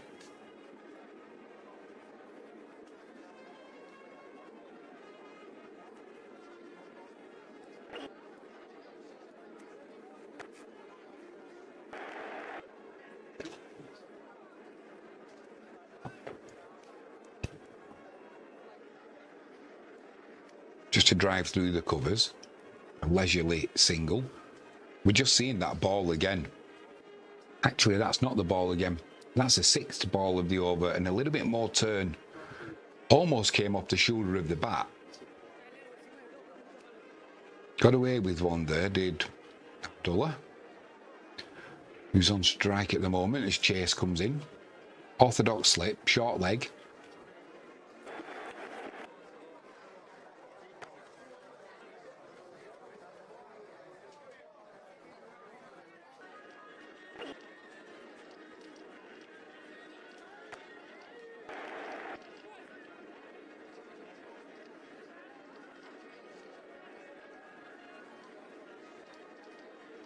Going along great guns, Pakistan, to be honest, with the loss of just that 1 wicket. If you're joining us late, Imam, the player out on 14, bowled Joseph, caught by Warrican. He put some extra effort into that 3rd delivery.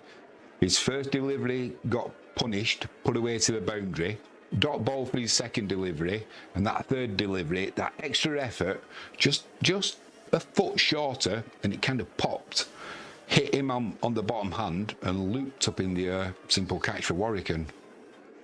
And it is Warrican to continue, and it'll be Abdullah on strike. Abdullah's on 19.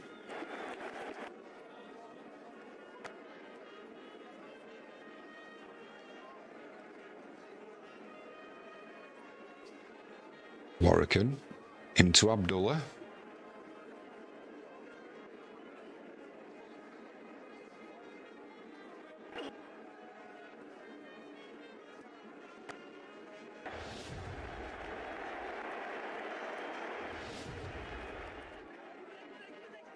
Well, over long off, that's gone straight, almost hit the Coca-Cola stand.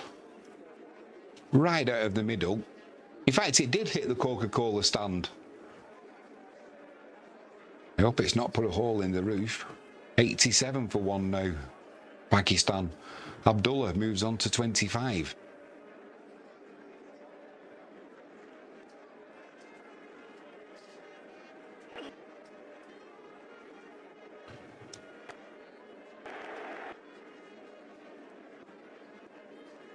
Yeah, I thought it went close to the Coca-Cola stand, but it's like a canopy. I don't know if it went through it or bounced off it.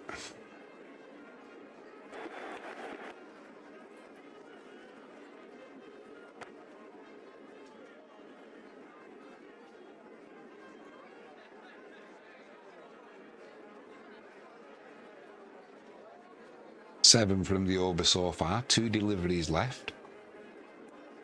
Warrican into Azan.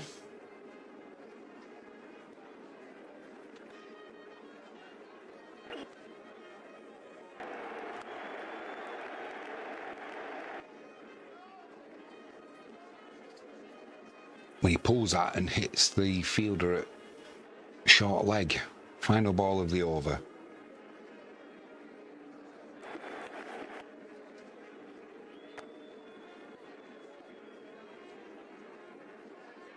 And that will be drinks. 88 for 1, Pakistan.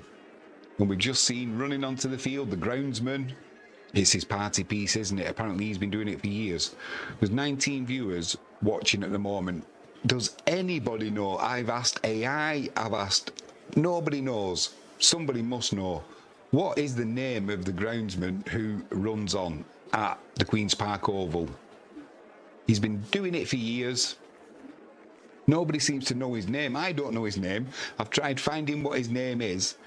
Does anybody know in live chat? Please put me out of my misery and tell me what the name of the groundsman at the Queen's Park Oval who runs on quickly. Well-known character. I can't find his name. I've tried every AI service going, ChatGPT, Gemini, I've tried them all. They don't know. Somebody must know his name. Please put me out of my misery. We're not missing anything, by the way, because the players have just gone, they're going to have drinks. But if you do know, please let me know in live chat. I'd be ever so grateful. In the first 17 overs of this Pakistan innings, currently 88 for 1, Azan's not out on 47. He's only faced 54 deliveries. 10 forwards in that, 38 dot balls. Imam, batsman out, he went for 14 from 17 deliveries. Shafiq Abdullah, he's on 26 from 31 deliveries. Just the one extra so far from the West Indies, so that was a leg by. And I think we got away in that first Pakistani bowling innings without, I didn't see a no ball, which is unusual for Pakistan. I'll double check that because it's unlike them. Yeah, no balls for Pakistan in that first innings. There was 2 wides, 12 byes, 21 leg byes. The first innings at the Brian Lara Oval Academy, blimey. In that first test, Pakistan, they were shocking with the no balls to give away. They had the same problem when they went to Bangladesh as well. They've obviously had a word and said, cut it out. You know, what did they lose that first test by? 90 runs, all right. So it didn't really come into play. But what if it had been like 40 runs? 35, 40 runs? How many no balls were they giving away? So many. I mean, if you've played cricket, you know yourself, you can just adjust. If you want to push the line, you can do. But if you want to make sure you don't bowl a no ball, you can just pull your marker back by 6 inches and you're pretty good to go. Even if you're a little bit upset with yourself or you're upset with the batsman for whatever reason, you feel he's getting overlooked and you put the extra effort in. You know before you bowl the delivery, just give yourself that extra 6 inches. But it seemed Pakistan were incapable of doing that. It just didn't compute. I can understand people bowling no balls at Lords until they get used to the slope. But let's be honest, if you're a professional cricketer, you know how to bowl without bowling a no ball. It's going to be Roston Chase to continue anyway, not for 6 so far from his 2 overs. It will be Abdullah on strike. He's on 26 so far from 31 deliveries.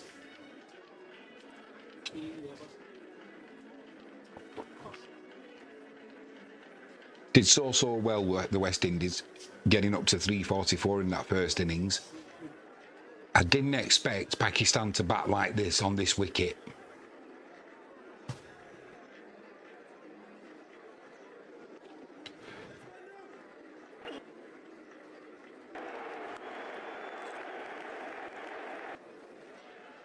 Once again, short leg comes in for some collateral damage there, but he's got the pads on.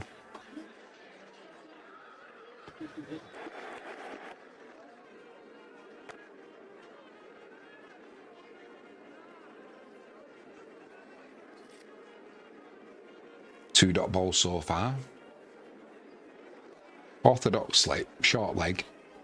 Chase into Abdullah.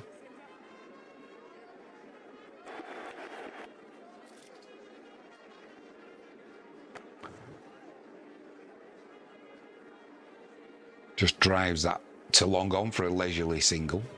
89 for 1, Pakistan. Abdullah moves on to 27. Chase into Azan.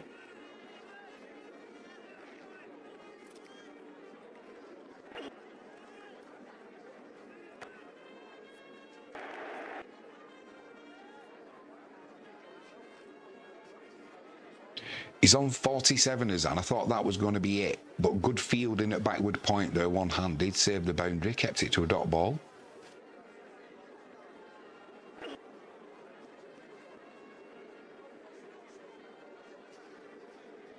Now we leave there from Azan. Chase trying to tempt him outside off stump.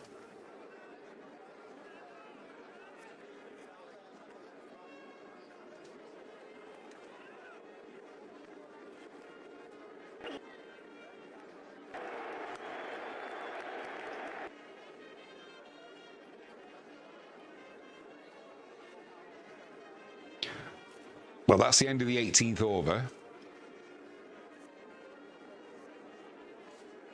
And Azan, he moves on to 49. 91 for 1. Pakistan. Tell you one thing we do need to check. There was supposed to be some thunderstorms around. Let's see if we're going to get any...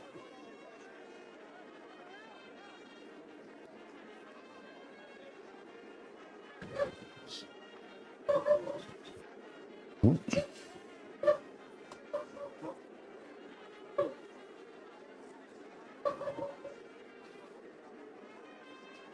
Warwick to continue. Abdullah on strike. He's on 27.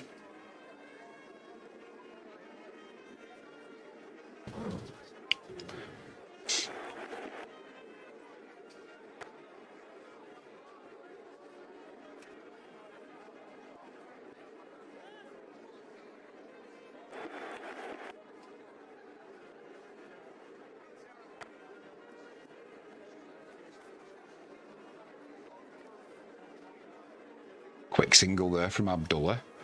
So it will be Azan on strike on 49. 57 balls faced. Warwick in. Leg slip in place now as well. So there's an orthodox slip, leg slip, short square leg.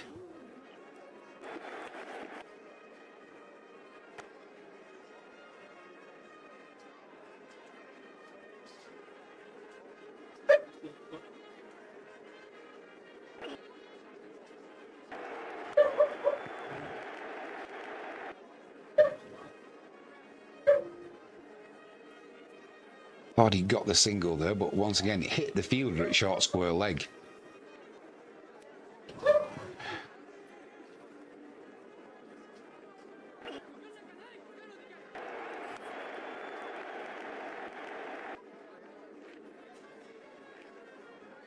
He just can't get this ball away for the single he needs, Azan. Final ball of the over.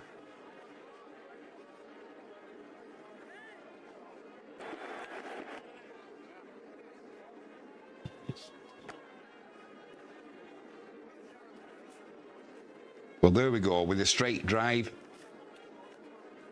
Azan, he gets his 50. End of the 19th over, 93 for 1 Pakistan. Azan's 50 came from 61 deliveries.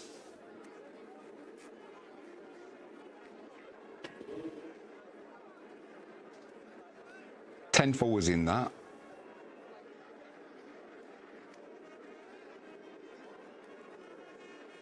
He's looked quite comfortable. Going to be a change in the bowling. Hodge is going to come in. So he will be replacing Roston Chase. We'll see if Kaveem Hodge can get this ball spinning. We've seen some spin coming from Warwick at times. Chase, not so much. It's Azan on strike.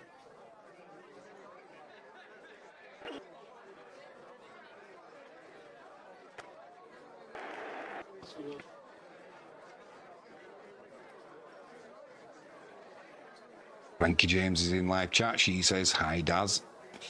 Daz won't reply to you, Frankie. He's in the bath. He's been working today.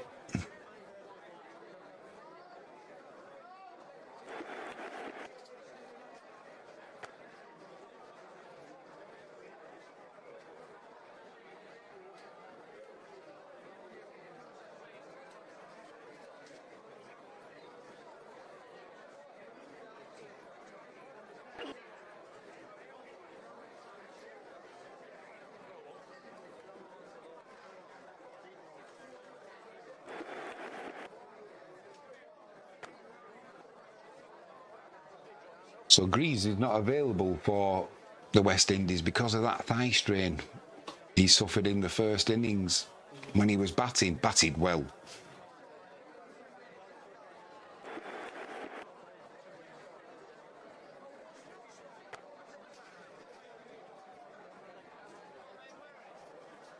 Frankie James says, splish splash.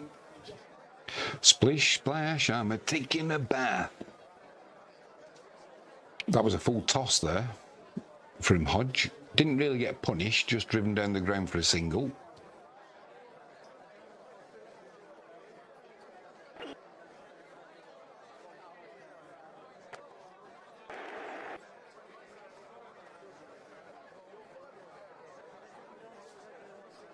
Frankie says steady. Why don't you come and join me in live chat, Frankie James? You're more than welcome. It's nice and quiet in here today. End of the over, 94 for 1 Pakistan. Let's have a check on the weather. There was supposed to be thunderstorms around this afternoon.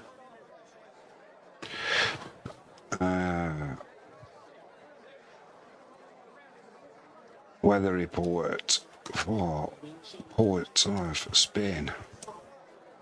Hopefully we don't get any rain. It's going to be Warwick to continue. Azan on strike.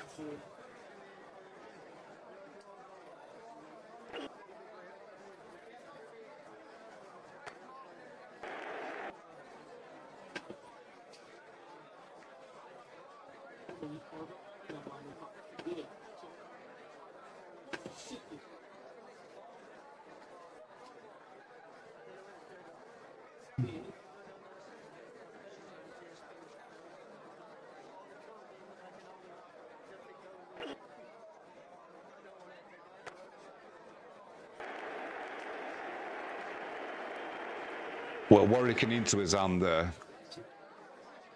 He's pushed at that, and it's a thick outside edge. Flown past first slip. Raced away to the boundary for 4. It was always going to go for 4 because it was Greaves who was chasing it. He's not going to be sprinting anywhere, is he? He's not fit enough to bowl, and with his thigh injury, so he's not going to be sprinting after that delivery.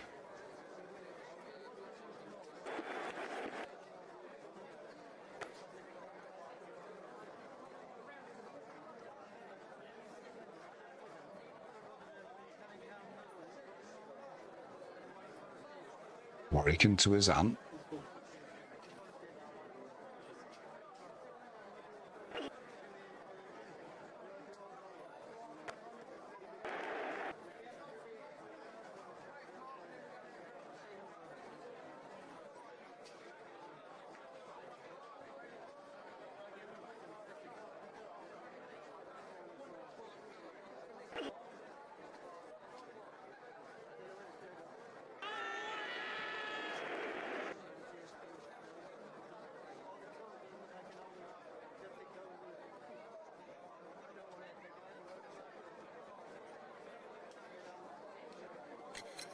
Well, it was given not out.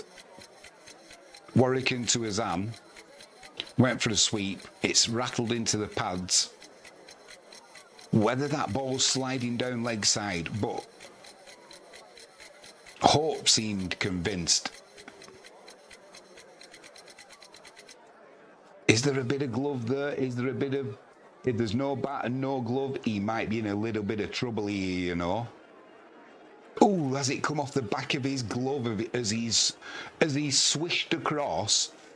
Did it catch the back of his glove? If it's not, he might be in a little bit of trouble here, the batsman. Could be the second wicket on the cards for the West Indies.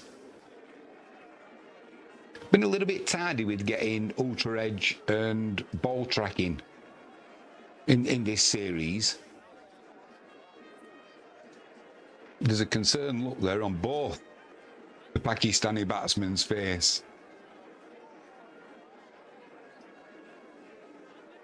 Here we go, ultra edge. Oh, that's close. That's close to the glove as well. I think it might. I don't think there's a bottom edge. There isn't a bottom edge, but it's when it goes past the glove. Does it come off the knuckle part of the glove? There's a little bit of a tremor, but not a spike. This is one of them where I wouldn't want to be the third umpire giving the decision on this one. There was a decision given in the West Indies first innings that Pakistan won't be happy with. Here we go, ball tracking.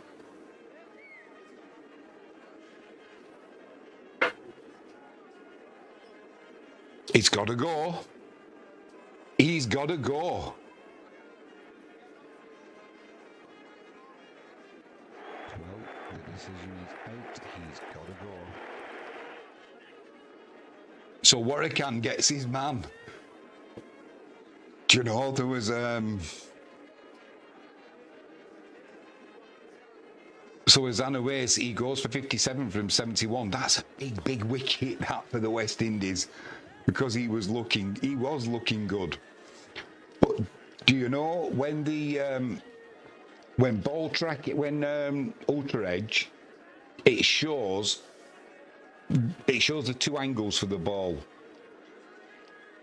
There was millimeters between it coming off the bottom of the bat, but no line. Fair enough. I don't have a problem with that.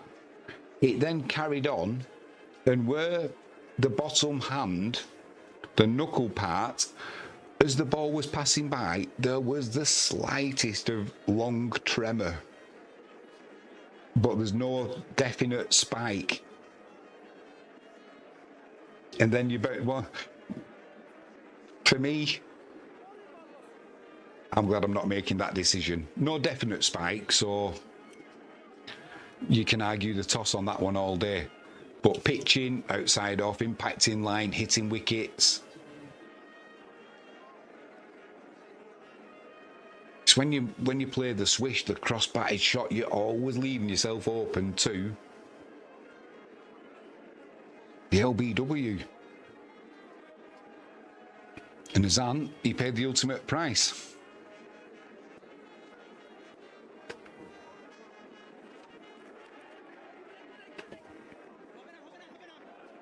He goes for 55. 51 dot balls, 11 fours, 81 minutes he was out there for.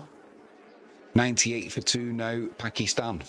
And Baba, or Baba, he comes into bat. 1 ball left in this over for Warrican. 1 for 33 is figures so far. Short leg in place, orthodox slip.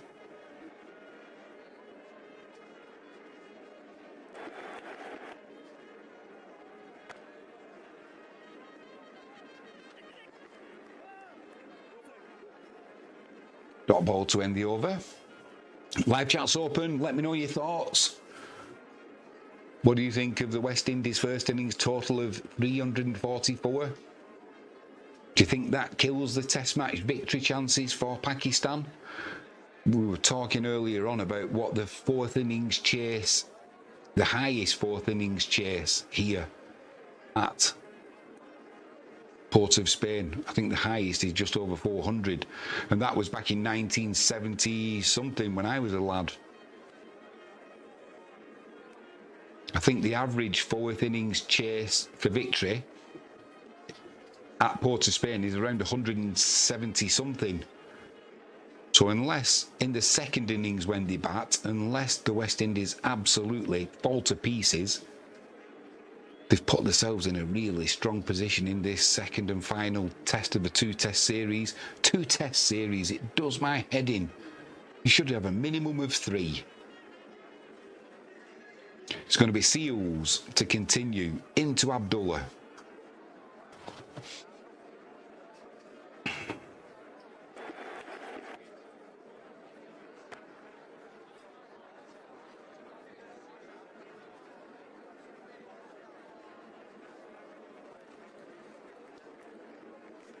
Kind of gone with a, I'm not sure what they were doing there with the slip fielders, the West Indies. They've kind of gone with a second slip. Have they gone with a second slip and a kind of fourth slip? Fourth slip come gully. I missed it. I just caught a brief glimpse of it. They've got, I'd say, a second slip and a fourth slip. Seals into Abdullah.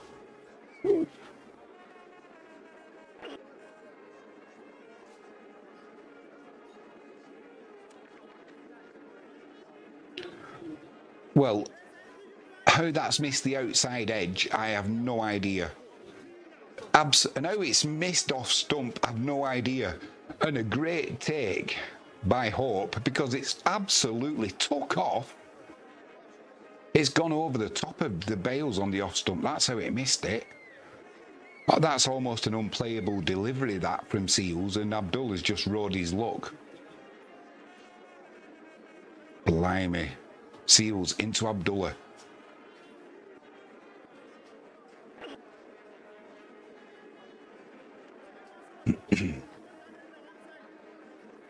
This time Abdullah, he's happy to see that one a little bit more width. Doesn't go anywhere near it. Just moves his bat out of the way. But the second ball of this over, blimey, it's unplayable. The only person who would have got bat on that ball is a really poor player. I'd have probably middled that one. But a good player, you're not going to get that. You might get an edge, but...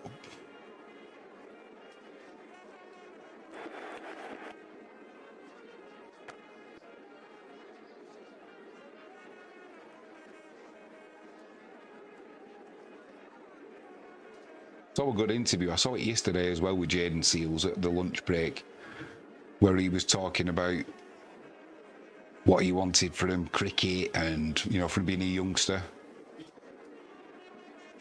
How he came back from injury, and good interview if you've not seen it already. Seals into Abdullah.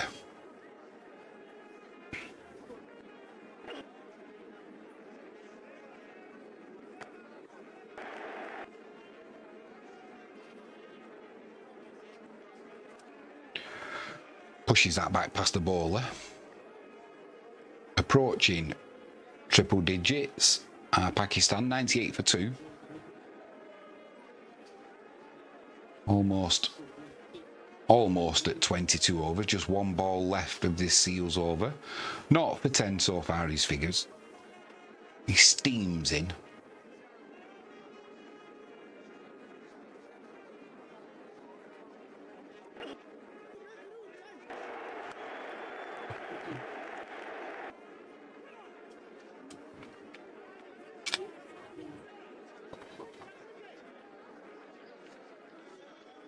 Clipped off his pads from that final delivery of the over. 99 for 2 now, Pakistan.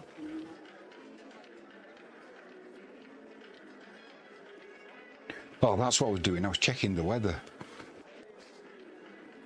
Yeah, somebody must know. If you can let me know in live chat, please let me know what the name of the groundsman is. He runs on. He's famous for it. I just can't find his name. I've tried everywhere. Warwican to continue. Abdullah on strike.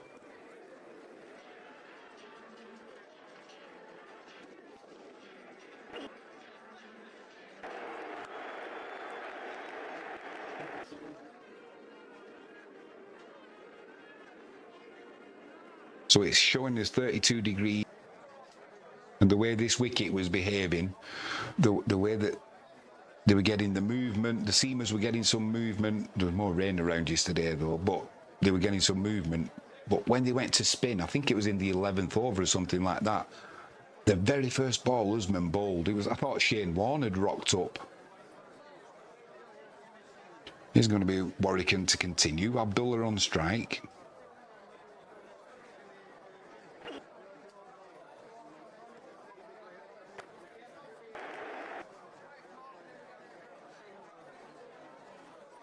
Well, there was a shout of catch it there because he's tried playing it through the leg side, but he's driven it onto his own foot. But landed safely.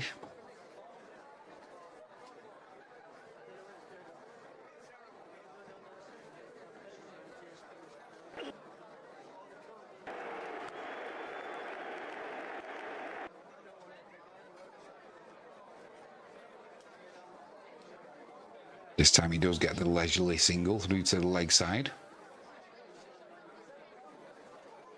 Moves on to 31, that does Abdullah. Babar on strike, he's on 13. He's only faced 9 deliveries, but he's come in with the intent. If that ball's anywhere straight, anything with width, he's going after it.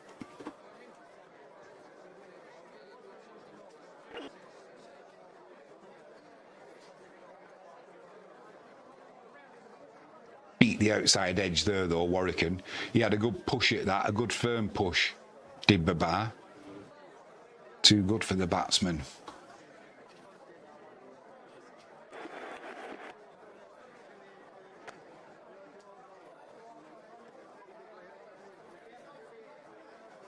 This time a little bit straighter, a little bit quicker. Thick inside edge to the leg side, no chance of a catch though.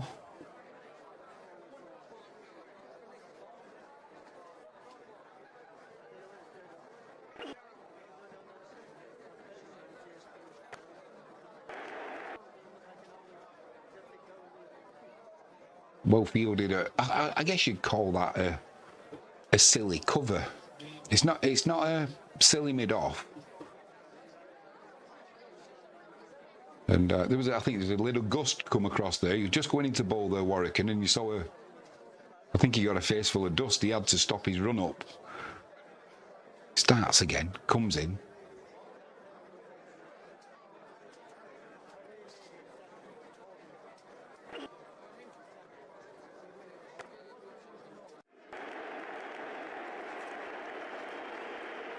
Well, whether that gust of dust, try saying that when you've had a few, that gust of dust maybe put Warwicken off a little bit, because that was just a rank long hop and cut in front of point there.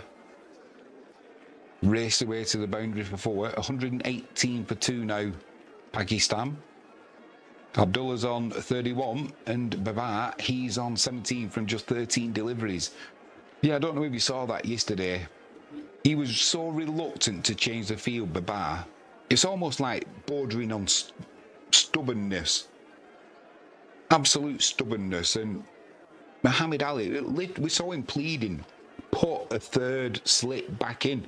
And I wouldn't mind, he started off with a third slip. And as soon as he moved third slip, 3 or 4 times, the ball off the shoulder, off the edge, through that channel where third slip would stand. Really reluctant to change the field. Almost became a battle of wills. Shamar Joseph back into the attack. Abdullah on strike.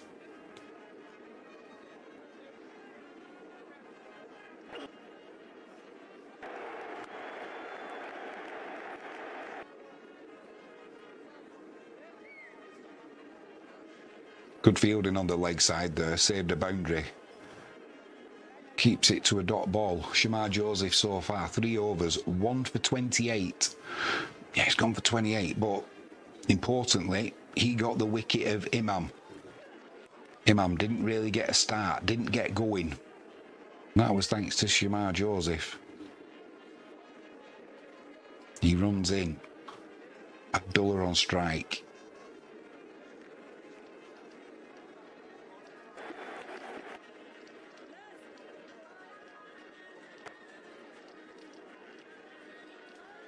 Gets him behind that, pushes it to the offside for a single. Moves on to 32. 119 for 2 now, Pakistan. I keep getting distracted looking at this over here. Joe Garner. All the West Indian great bowlers. I keep watching this instead of watching the TV. I remember as a kid in the 70s watching these guys bowl. And look at that run up there. Amazing.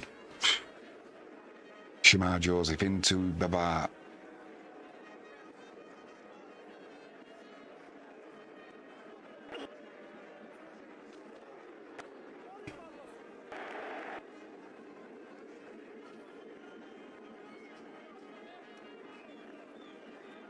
Little cut shot there for a single, rotating the strike nicely, Pakistan. Babar moves on to 18. He's only faced 14 deliveries. Abdullah on 32. Pakistan 120 for 2.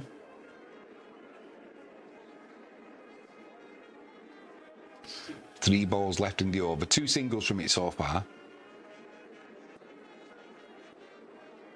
There's Malcolm Marshall running in.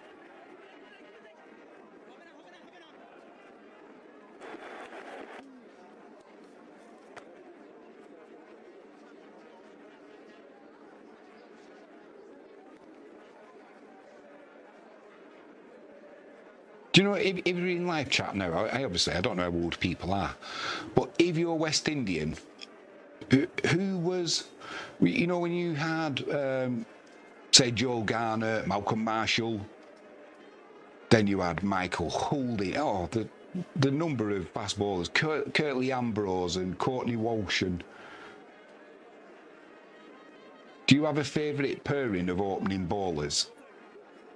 Ambrose and Walsh have got to be up there, but then Marshall, Garner, Michael Holding, Bennett, just incredible.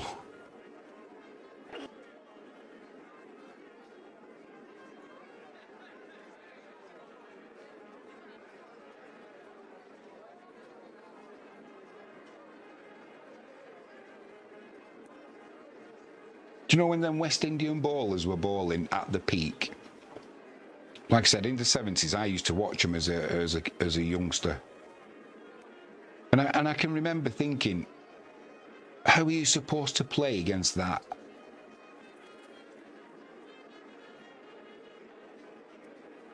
Final ball of the over. Joseph into Abdullah.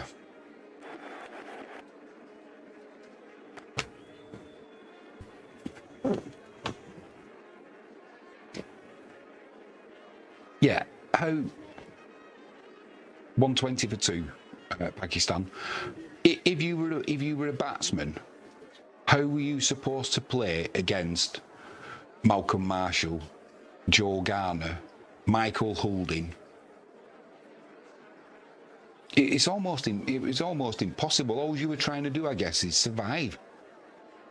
Maybe pick up an edge here and there, and maybe some extras, and sure, it's almost impossible. We don't see that now, though, do we? Obviously, not from the West Indies, but I mean any Test nation, they don't have them opening pairings. You know, we were talking about it earlier in this stream with Daz Reynolds in live chat. Who's England going to open up against Pakistan with which opening pair? Well, it could be, if Gus Atkinson doesn't play, it might be an issue, but if Atkinson plays, you've got Josh Tong, you've got Jofra Archer. Well, they're not going to put the fear of God into opening batsmen. Warwican to continue. Pardon me, Babar on strike.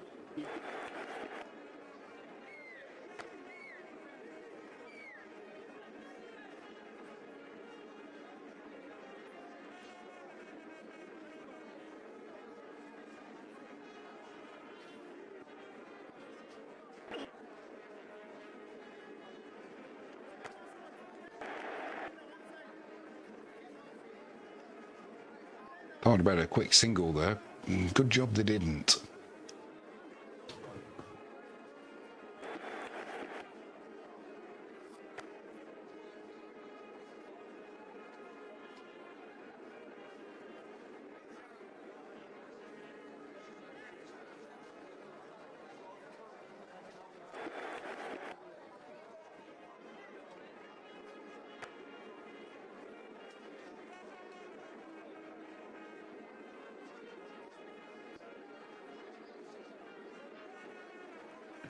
Need to stem the flow of boundaries as well, do the West Indies.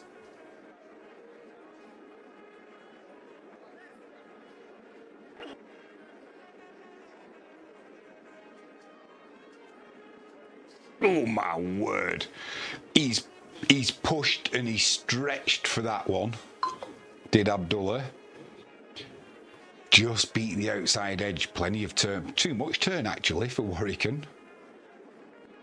Final ball of the over. Abdullah on strike.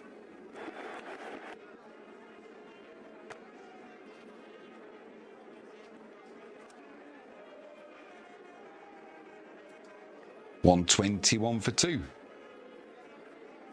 Pakistan trail by 223. Yeah, I got an email the other day, and I mentioned it earlier in the stream, so you might not have heard it, but somebody said to me, why do you keep telling us the score when we can see it up here?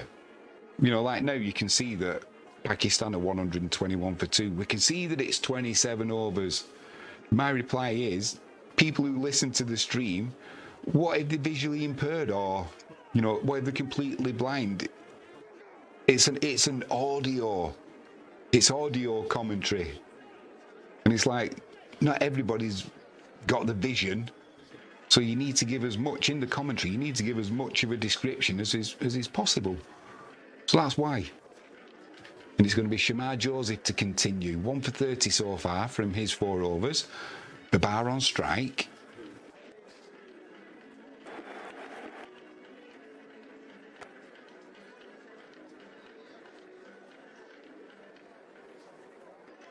Good delivery straight up from Joseph. Inside edge onto Babar's pad.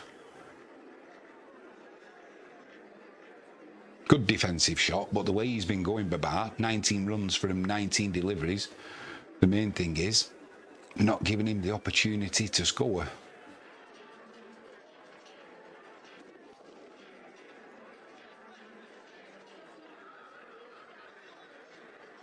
Second slip.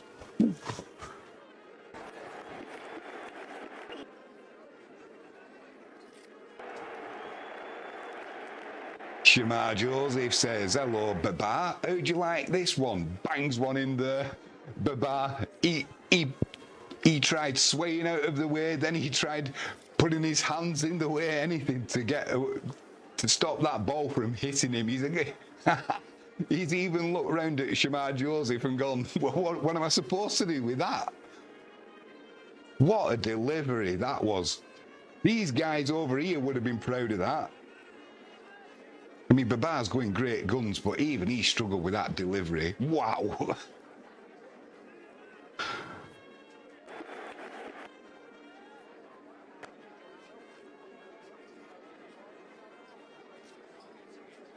This time, straighter delivery. Oh my word, we've just seen a replay of that ball that Babar struggled with. He almost just played it to hope, just trying to get out of the way of it. What a delivery that was. He's a proper athlete, isn't he, Shamar Joseph, as well? You can just tell. The way he runs in, effortless. 4th ball of the over.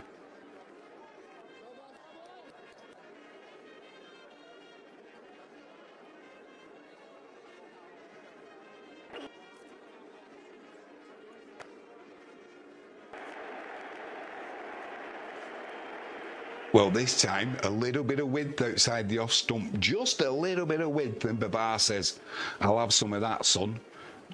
Shamar Joseph, he berates himself. He knows that he was piling the pressure on the Pakistani captain there. And just that little bit of width, just a couple of inches shorter as well. That's all Babar needed to rattle it through. Onto that offside boundary. He moves on to 23. This is a proper good battle now between Joseph and Babar. And anyone who tells me test matches are boring, I don't understand. Now, this is absolutely riveting. Joseph runs in. Babar waits.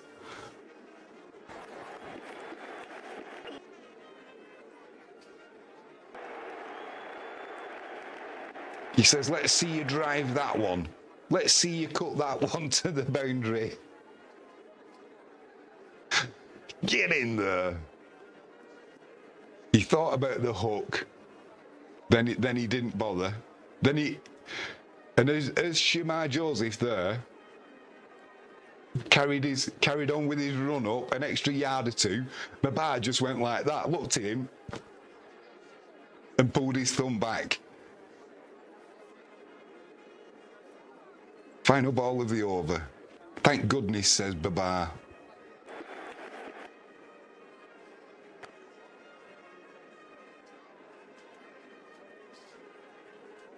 And a dot ball to end what was a fantastic over.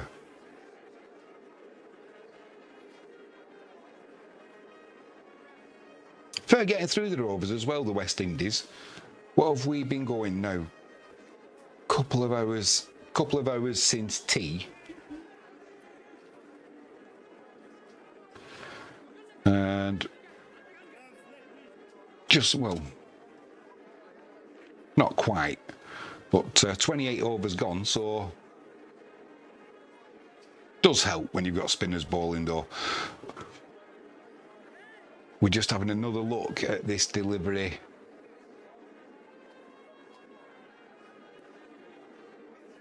The final ball of the over. Great defensive shot from Babar, that's what we're looking at it for. It's Warwican to continue. Abdullah on strike.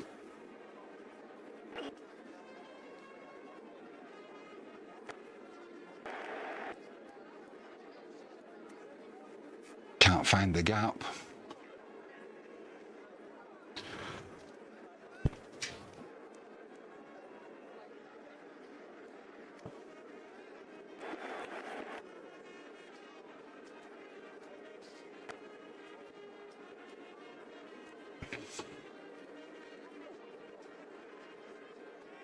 Well, that was a quick single.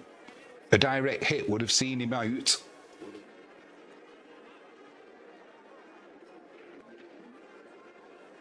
It was Roston Chase, couldn't quite get the direct hit. And Abdullah called for the single. He was running to the danger end. I'm pretty sure he would have been gone. Warwican to Babar. Crazy that from Pakistan when they're going along so well. No need to do that. Yeah, he would have been gone. Just have a look at. I've just had a look at the slow-mo now. He would have been gone by a yard. Crazy.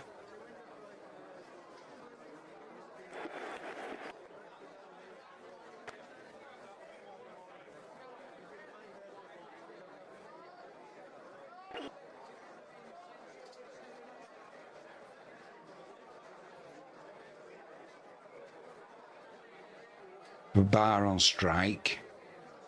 He's on 23, short leg, orthodox slip.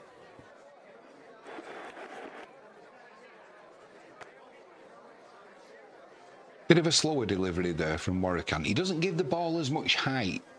You know, he doesn't float it in as much, quite as much as Usman or Sajid. Maybe that's why he's not quite getting the movement that the Pakistani bowlers did.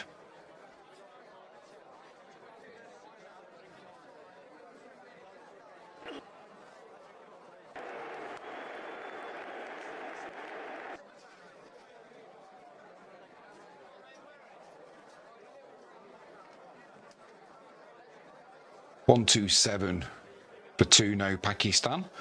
29 overs bowled in their first innings.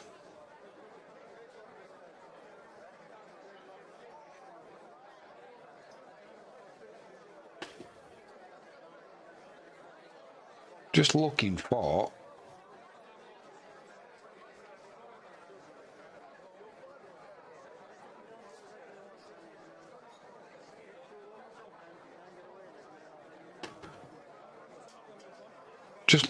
the weather forecast.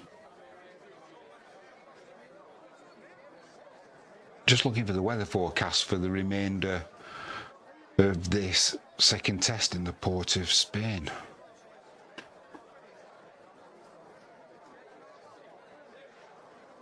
Shamar Joseph to continue. Babar on strike.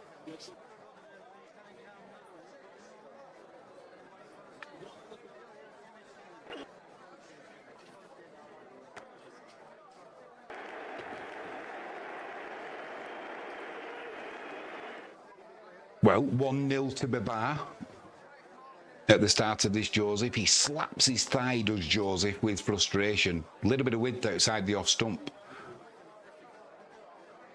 That's kind of cut through the covers. Don't think that really came off the middle of the bat, but just timed so well.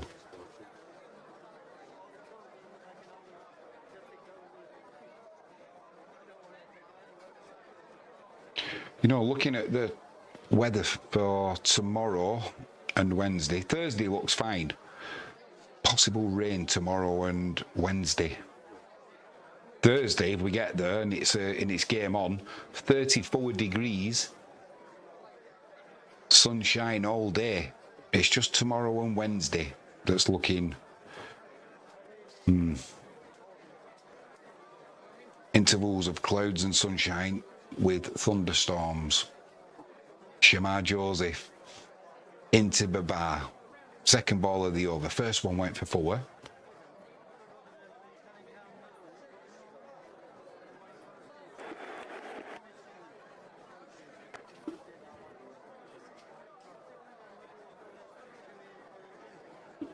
This one goes nowhere apart from back to Shamar Joseph. Good delivery, full length. He's quite happy to talk to the bowler, is Babar. I know the normal rule of thumb is if the bowler's giving you some, don't say anything, don't encourage him, don't upset him. That's the last thing you want to do. Shamar Joseph into Babar.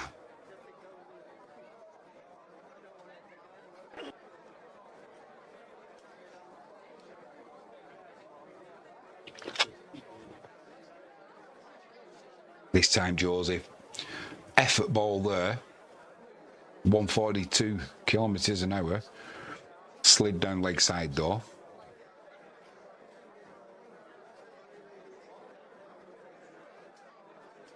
It's a shame that Greaves won't be able to bowl after what he did in the last test.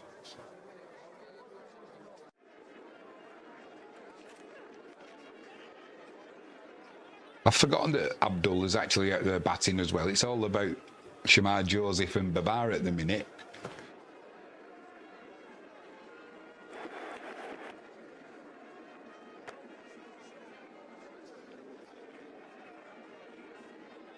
Well, he feels unlucky. He feels hard done by there, does Shamar Joseph. Played the defensive shot there, did Babar. Got a thick inside edge. And it hit his back leg as it was heading towards the stumps.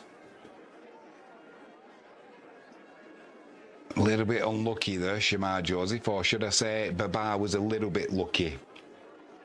That's more like it. Great battle between these two.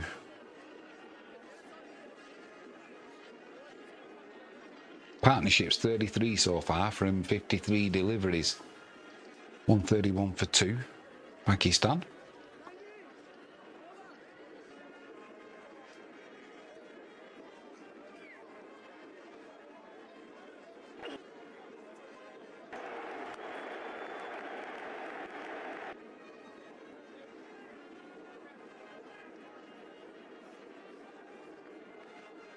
A little bit too straight on that occasion from Joseph, so just clipped off his pads to the leg side. Babar moves on to 29, and final ball of the over, it will be Abdullah on strike.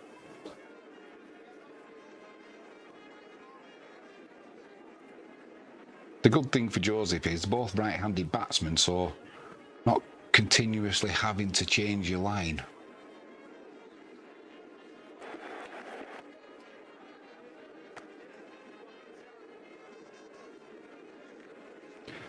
End of the 30th over, 132 for 2, Pakistan.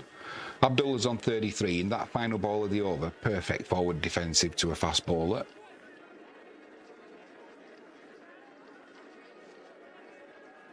Yeah, looking at the weather,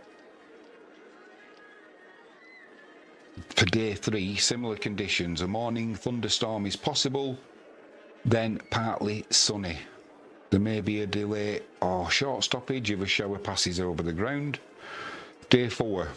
This currently looks like the greatest weather risk, with more cloud and a higher chance of rain during the day. Day 5, a better looking day with plenty of sunshine forecast and only a relatively low chance of interruptions.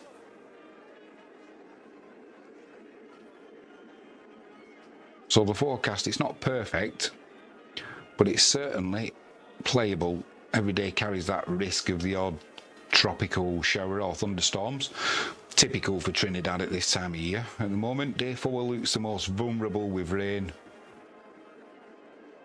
Day 5 has the most encouraging forecast, and it's Warracan to continue to Babar. Blimey.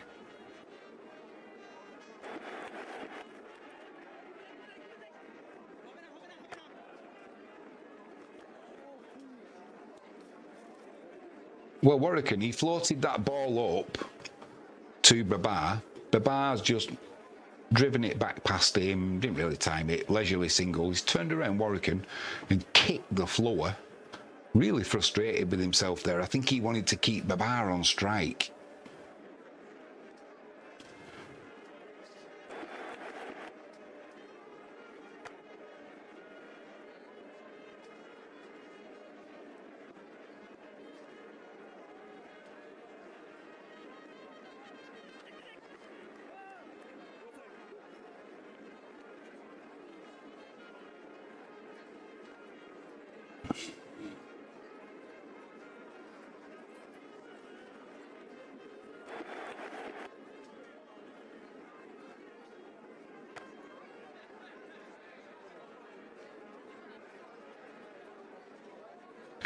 And the same again. Got some beautiful evening sunshine outside. You can see what it's doing behind.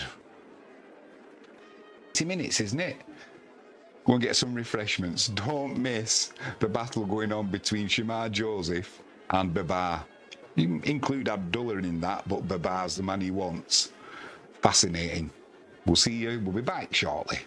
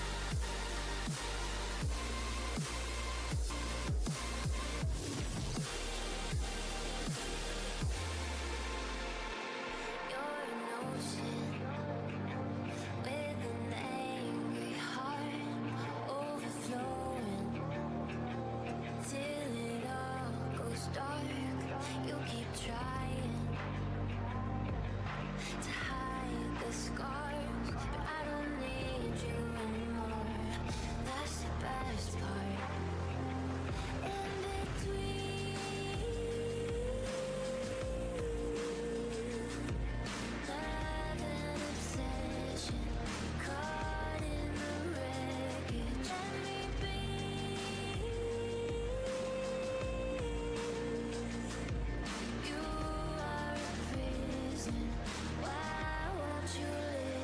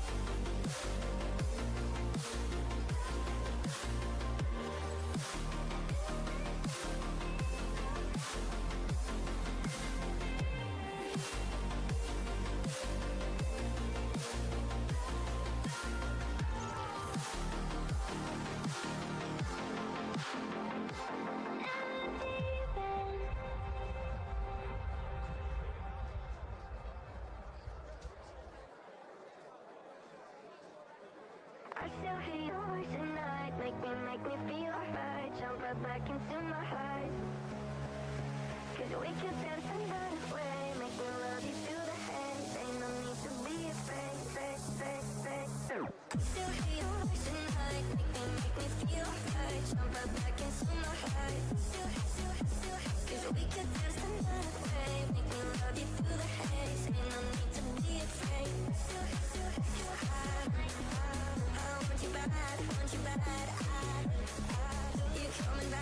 coming back, 'cause I still hear your voice at night, make me feel right. Jump right back into my life. Give me something else to do than thinking about. Are you thinking about it too? Don't need reason, my reasoning is you. I knew that we were bound to fall apart, but always kept you deep inside my heart. Maybe someday you'll forget the past. Still hear your voice at night, make me feel right. Jump right back into my heart. Cause we could dance and run away, make me love you through the haze. Ain't no need to be afraid. I want you bad, I do. You coming back, 'cause I still hear your voice at night, make me feel right. Jump right back into my life. I think about you, I really do. I keep on running back to you. I think about you, I really do. I keep on running back to you. Still hear your voice at night,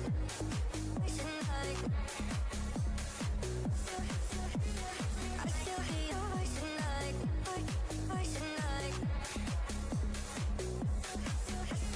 I still hear your voice at night, make me feel right. Jump right back into my life.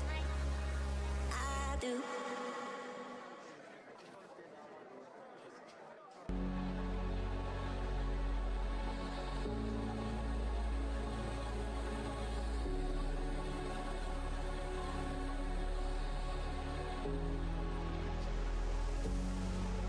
Where did you go? My heart's on a mission. Search of my soul, 'cause I feel you slipping. Don't fade away to memory. I can feel you calling out my name. Somewhere in the galaxies, I feel you waiting.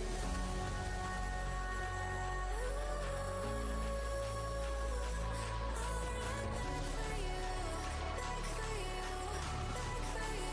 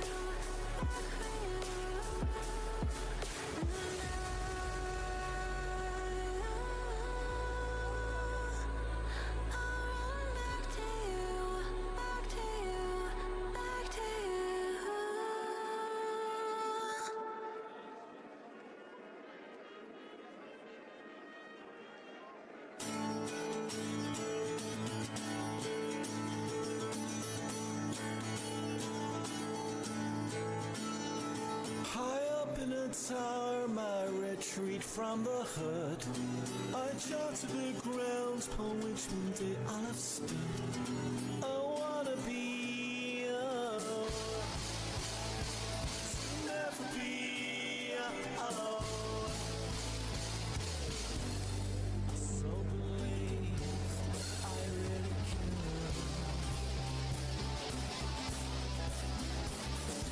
Live like I should.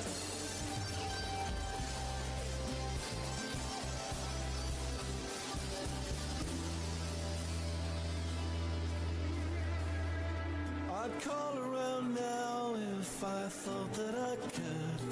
Shake about how I've been misunderstood. If I wasn't real, so naturally,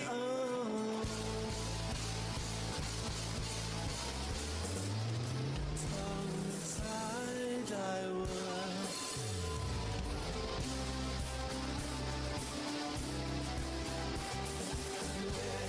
Like I should.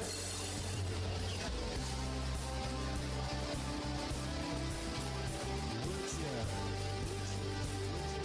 mind if I could?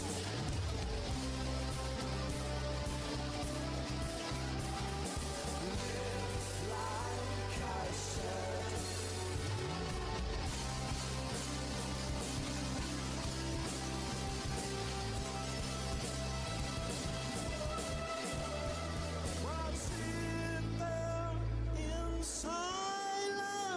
Make yourself known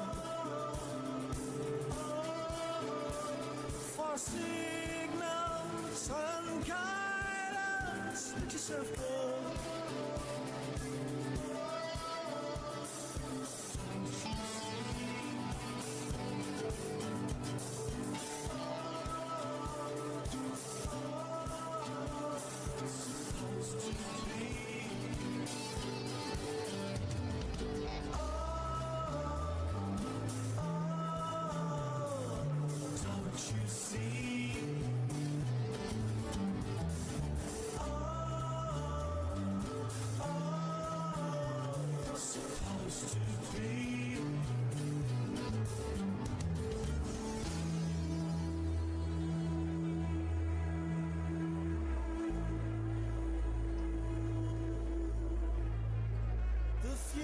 Is how we made promises good.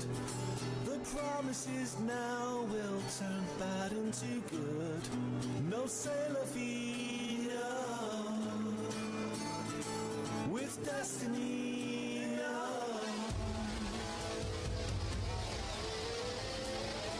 So say that you could.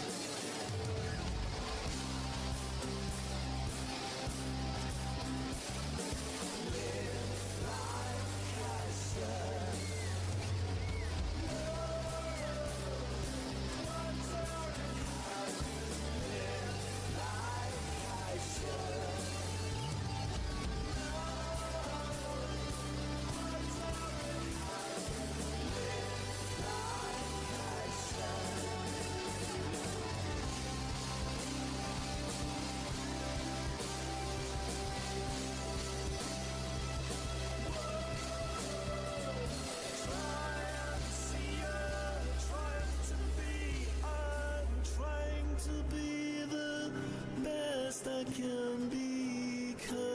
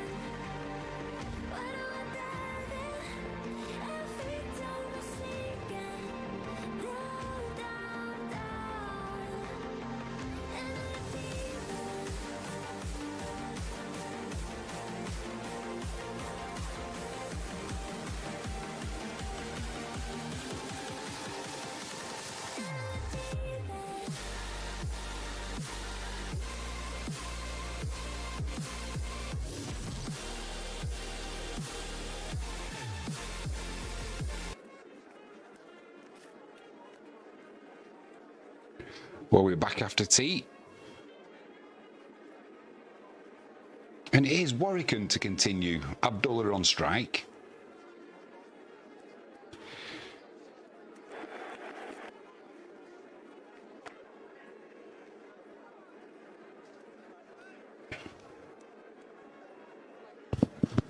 Wonder what they've had for the tea. Short leg, orthodox slip.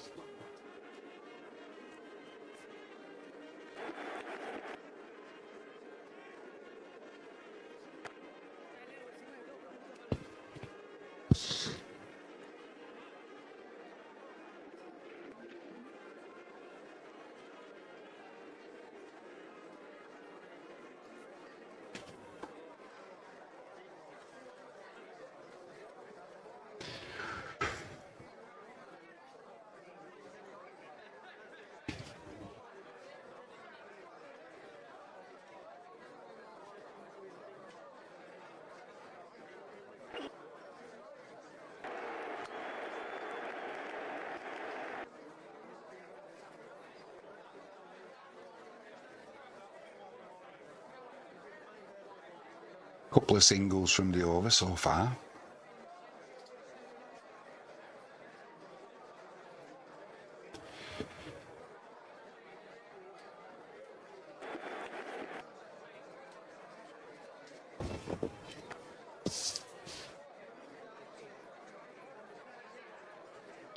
Make that 3 singles.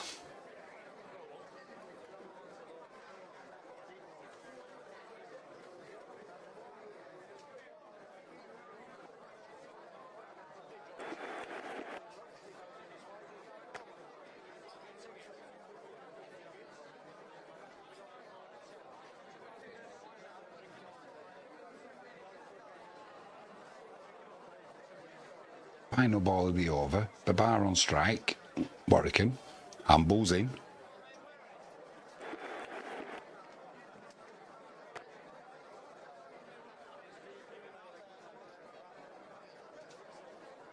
End of the 33rd over. Pakistan 142 for 2. The bar not out 33. Abdullah, he's on 39.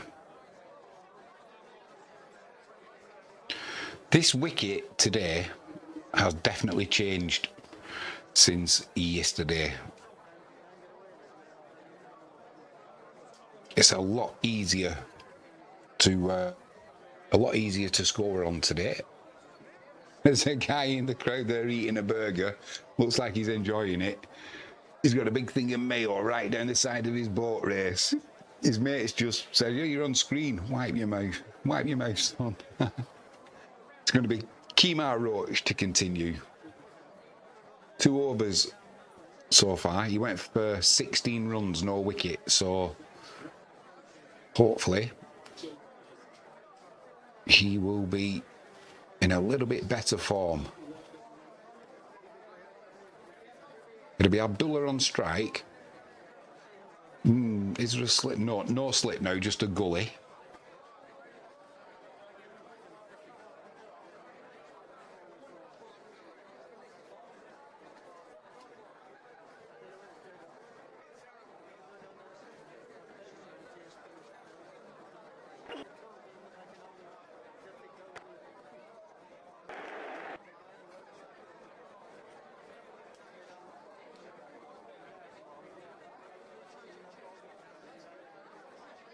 A little bit tardy there on this cover boundary was Warwican. Stopped it with his foot.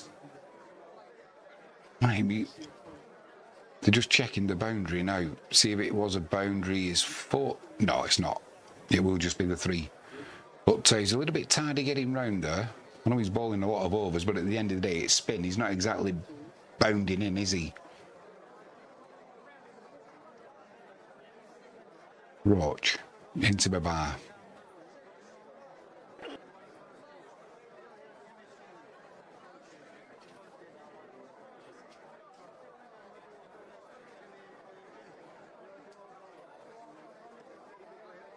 Before tea, we had a great battle. Shamar Joseph and mainly Baba. But Abdullah came into that, Pakistan, and Alan Donald.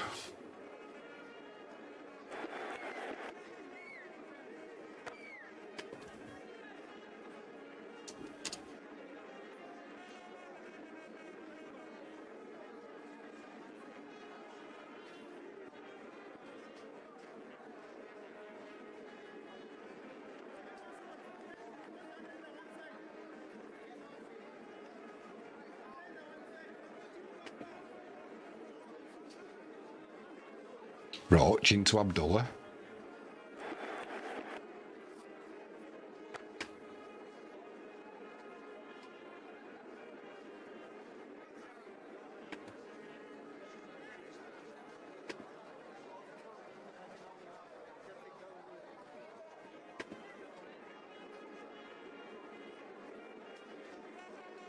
Looks like there's some rain clouds around, but they look in the distance, which is good news. 3 balls left in this over. 3 legal deliveries left, I should say.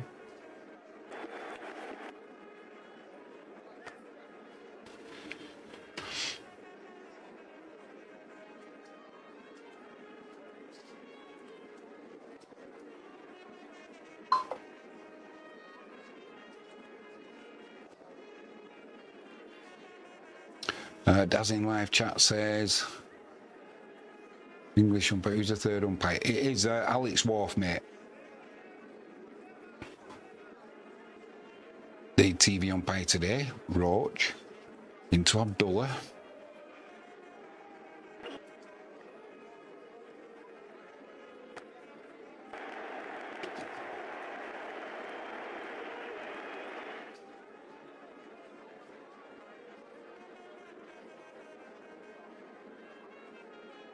That's a 50 up for Abdullah. He moves on to 51.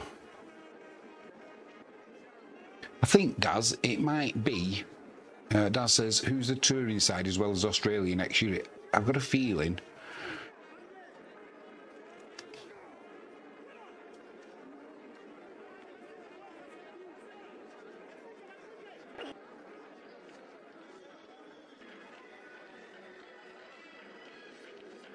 Final ball of the over. That's just left alone. 157 for 2 now. Pakistan. Next year, mate, it is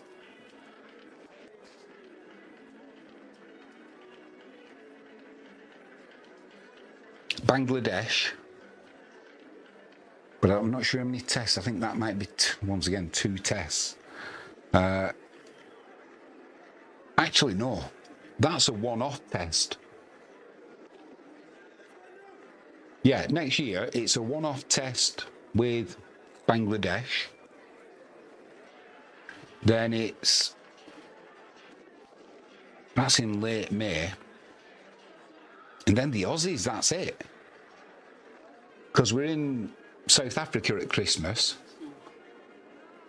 It's going to be Warwican to continue. The bar on strike is on 35.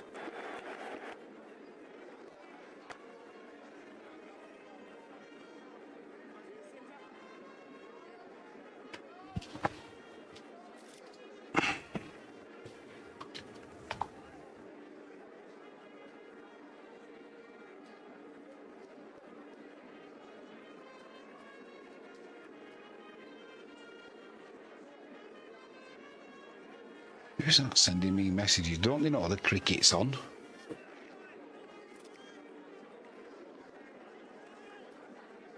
Don't they know the cricket's on? What are you doing?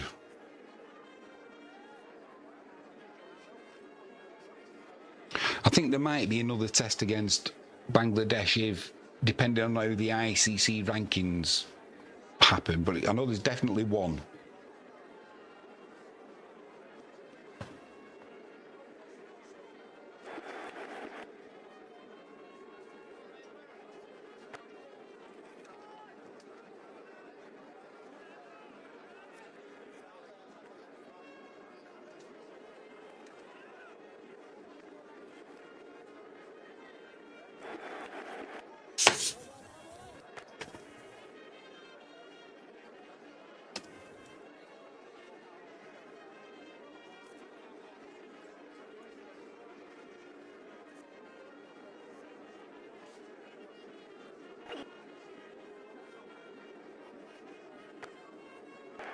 Tell you what, Daz, instead of me guessing, let me find out. Final ball of the over, Warwick into Abdullah.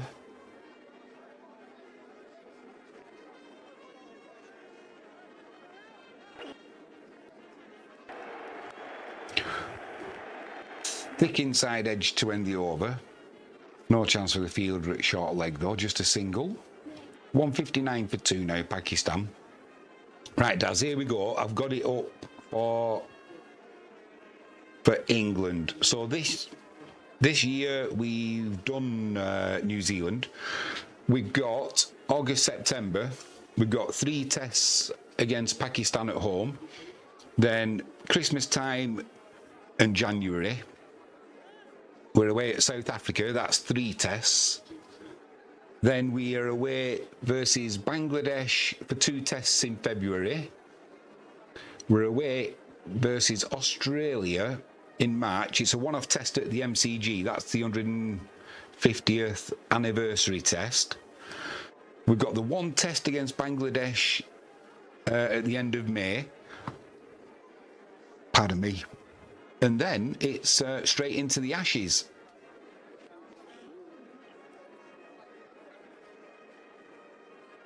It's going to be Hodge to continue, Abdullah on strike.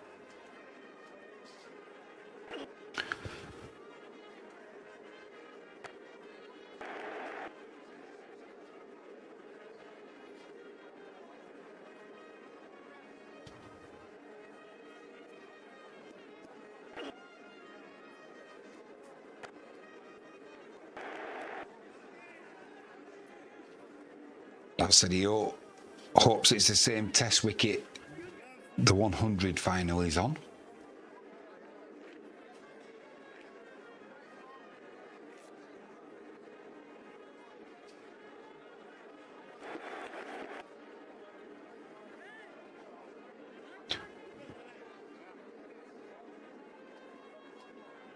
Just a single there.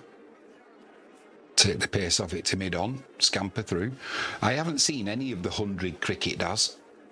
I was away in Poland last week, and since I've come back, it's been busy with the football, rugby and cricket. But the test cricket, Hodge into Babar. What's the deal with the wicket that the 100 final's on? Is it good for batting, good for bowling, or indifferent?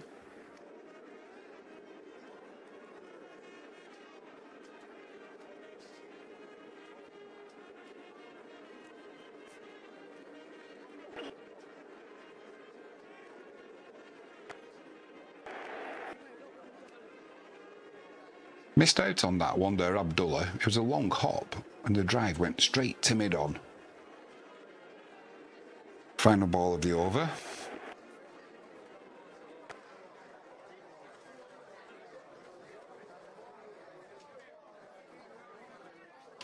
That, Daz is asking where's the Bangladesh one-off test.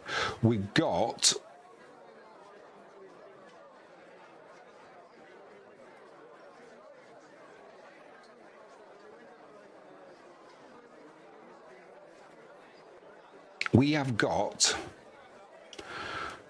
We're away in Bangladesh for 2 tests, England. That's in February. Then we've got the 150th anniversary test at the MCG in Australia. We come back to the UK and it is at Lord's. It's England v Bangladesh, just the 1 test at Lord's on the 28th of May. And then after that, it's from the 28th of May to the 1st of June. Then the first test in the Ashes, that comes up on the 18th of June. So, doesn't really give us...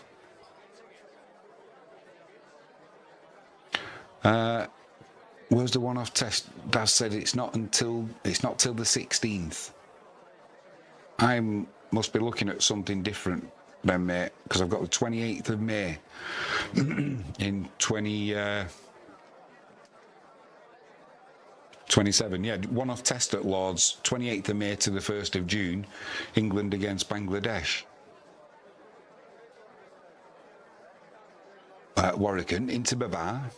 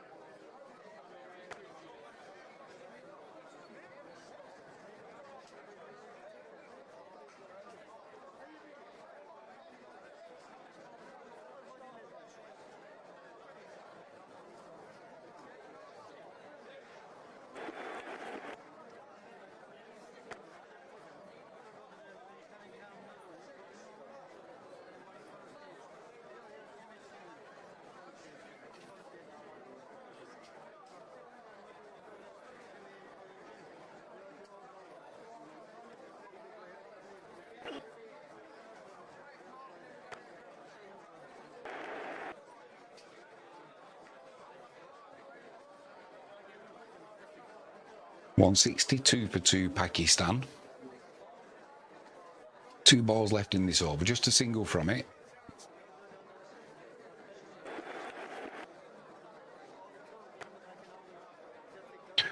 So according to the net, before the Ashes, England are scheduled to play 13 test matches before the Ashes.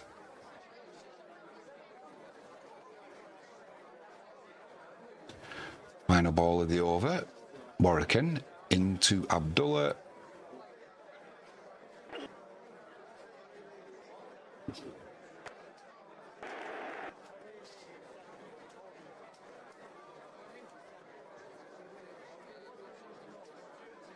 All right, I see what you mean, Daz.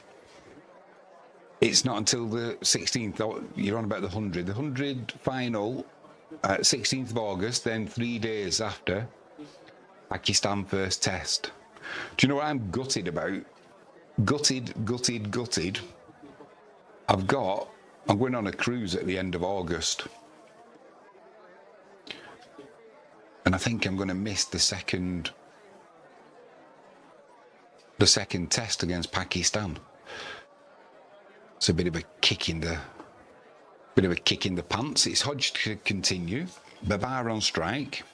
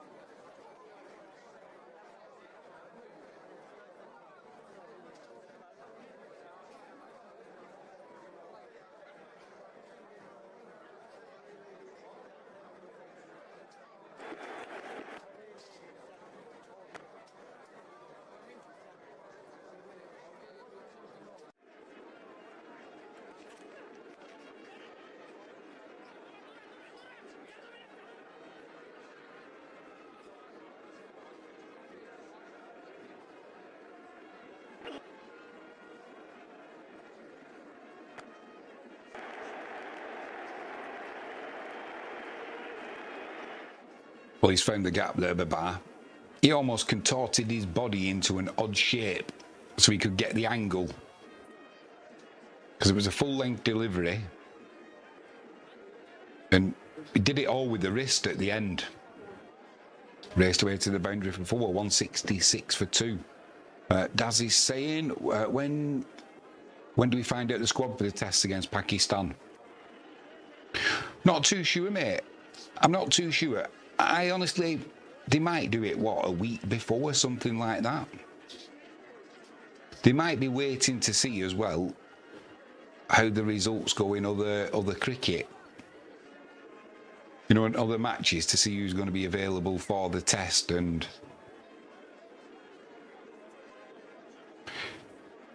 even though for me, playing for your country should take priority.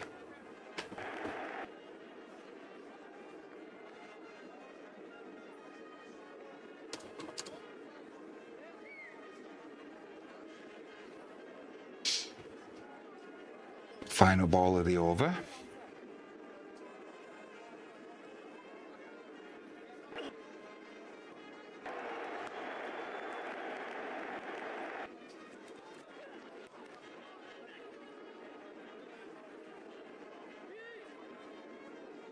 Yeah, they normally put the squad out 1 to 2 weeks before the test. So the first test is on the 19th of August. I wonder when the second test is. Let's have a look. Let's put it into the old computer box.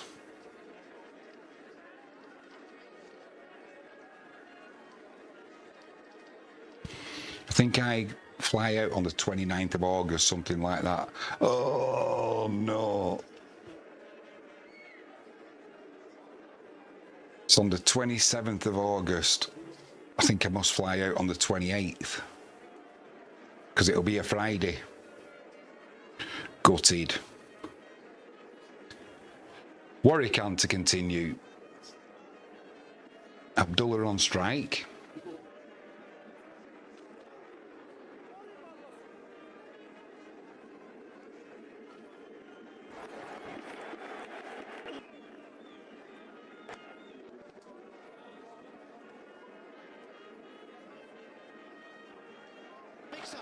Can he hit him? He does. Oh no! David Warner, Mark Taylor summed it up. A misfield. You never run on a misfield, they say, unless there's. Well, he just got in the Baba. It was a risky single. No need to take it really at this stage of the game. One added to the total though.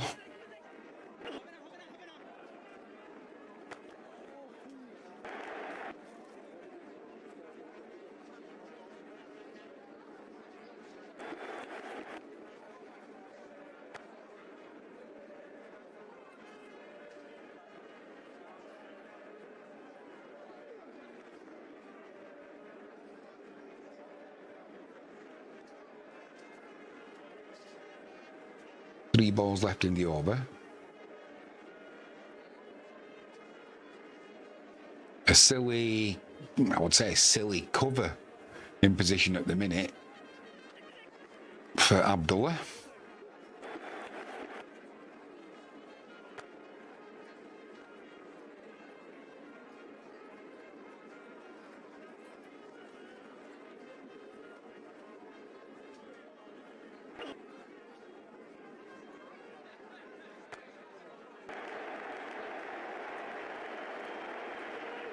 Well, Abdullah, hop, skip and a jump down the wicket, got to the pitch of the ball, drives that right back past Warwick, races away to the boundary for 4. 172 for 2 now, Pakistan. Final ball of the over.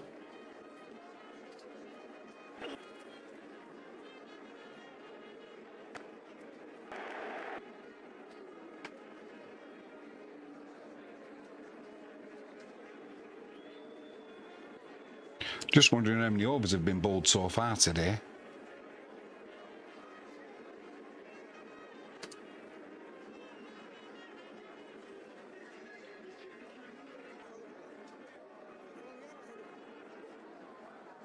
We'll put it into AI and see what it comes up with. We'd have to be double checking it though. It's not very accurate at times, does it, AI? As of the latest live update, 74 overs have been bowled so far today.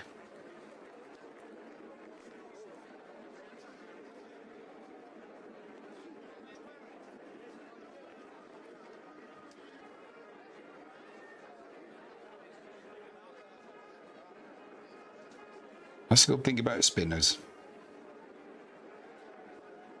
They rattle through the overs.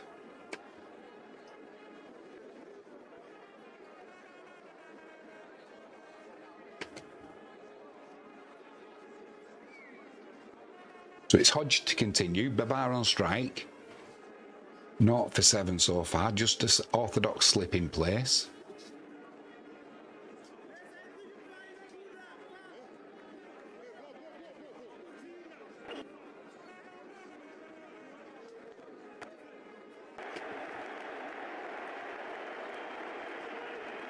Well, that's just a rank full toss, first ball up.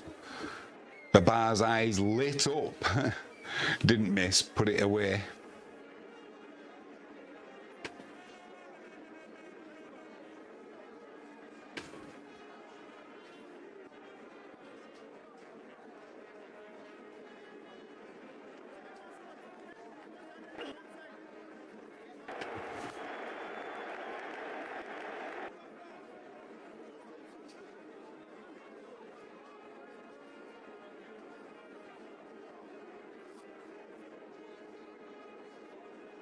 177 for 2, Pakistan.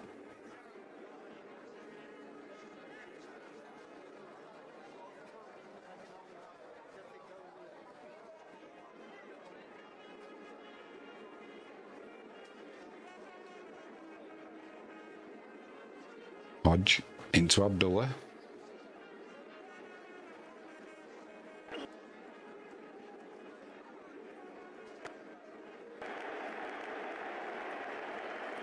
Well, that's just timing. Just timing. Straight back past the bowler. Long off came around, but couldn't stop that at long on. 9 from the over so far. Only 3 deliveries bowled. Babar is having fun. He moves on to 62.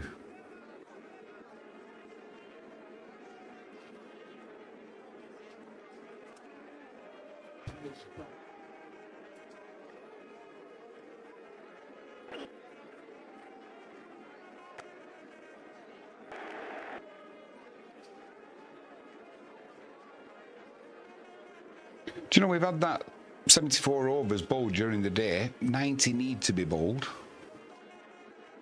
I'm not sure if we need to catch up on any more from yesterday.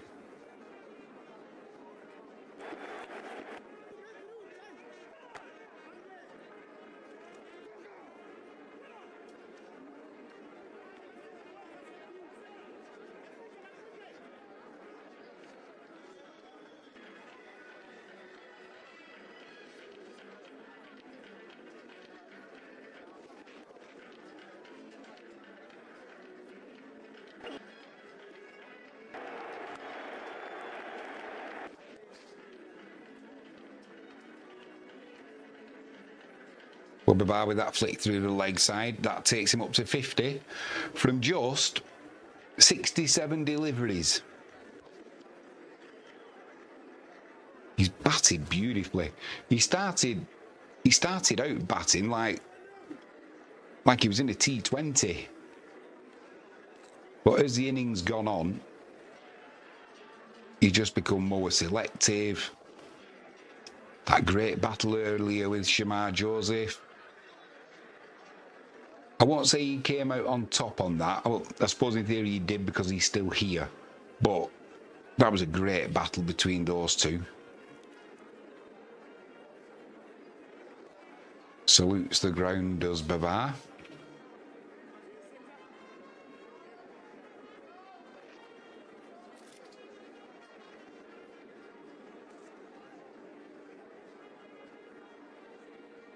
I think, we're going to make up... it's going to be Warwick to continue. Abdullah on strike.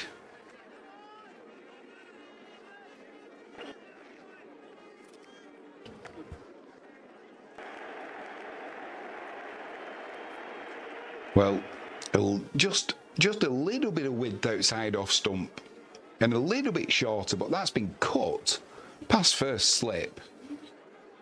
Backward point, just gave up on that. The outfield, what a change from yesterday. It's the heat, isn't it? It's so quick now. Raced away for 4. 188 for 2. Abdullah moves on to 67.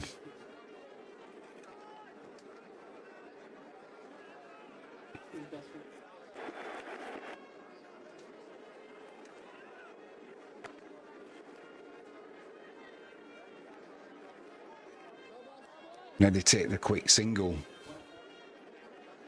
Drop and run. Alternate the strike. 1 for 66 so far for Warwican. He's bowled 19 overs and 2 deliveries. And he got the wicket, but these 2 batsmen look set. They look in.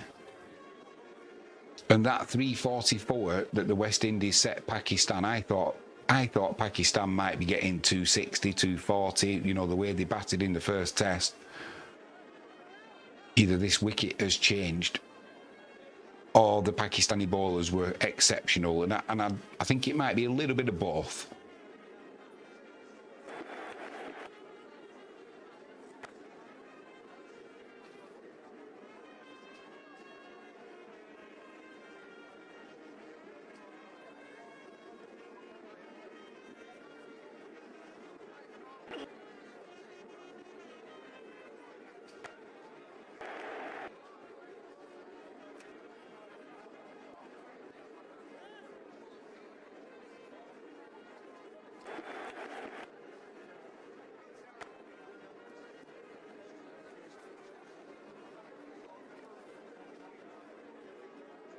Short leg in place now.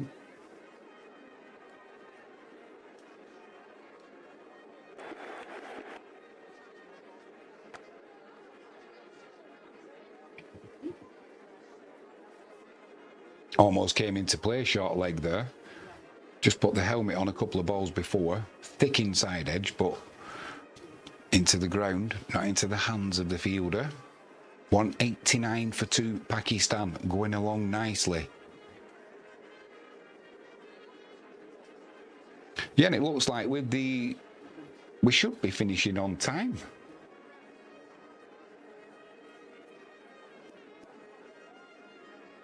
Does make a big difference, like I've said, the spin bowlers being on. We rattled through the overs. Do you know what, I often wonder this? Do you know when, with test matches, when you had the fast bowlers on both ends and the run-ups were so long, and the over rate, the churn becomes so slow that, you know, you'd be getting warnings from the referee to say, you need to speed it up, this century in this over.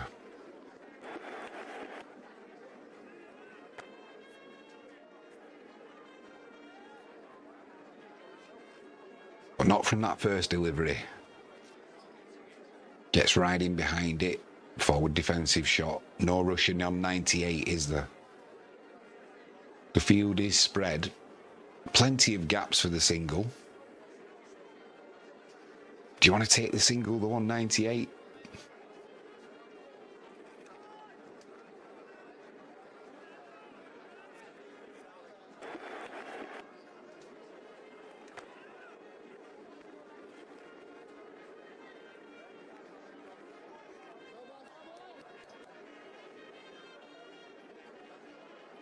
Two good balls so far this over from Maroon, still on 98.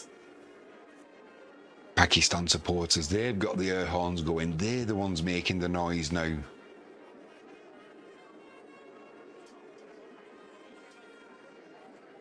Picture of concentration in his face, Abdullah.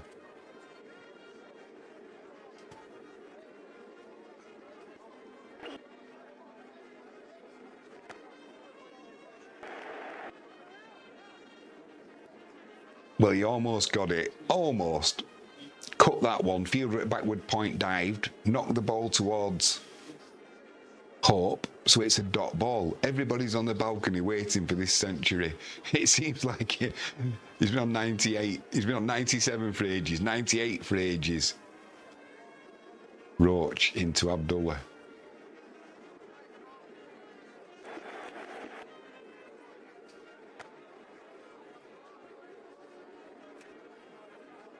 Another dot ball. He's keeping us waiting. I hope he's not going to do something silly now, like try cutting one and get a thick inside edge onto his off stump.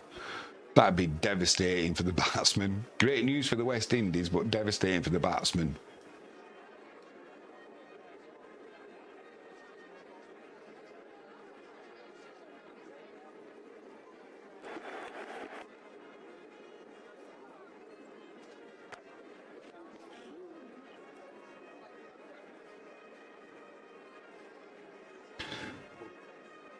Push that to mid-on, just for a single. Final ball of the over to come. It will be Babar on strike. He's on 84. Abdullah's on 99. He's getting there in singles, I think.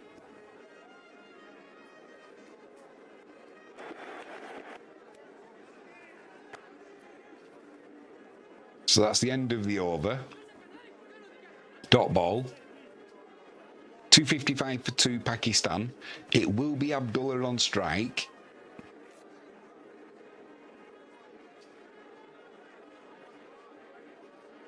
I wouldn't think we are too far away from the end of play, you know.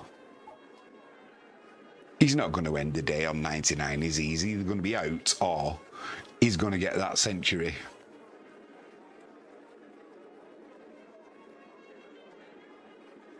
Pakistan trailed. It's just 89 runs now, the deficit. Can't believe that.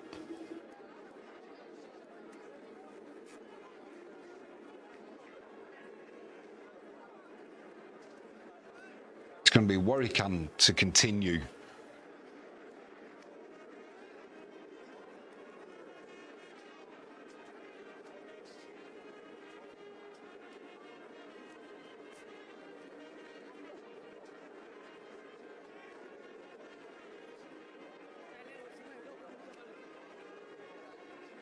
So they got it down as Babar on strike. I thought it was Abdullah on strike for the start of this Warwican over.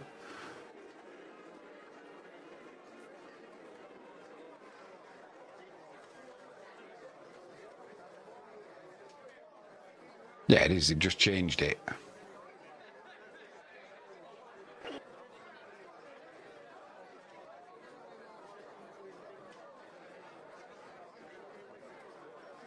Warwican's trying to land that ball in the footmarks outside of leg stump. There's a leg slip, short leg, orthodox slip.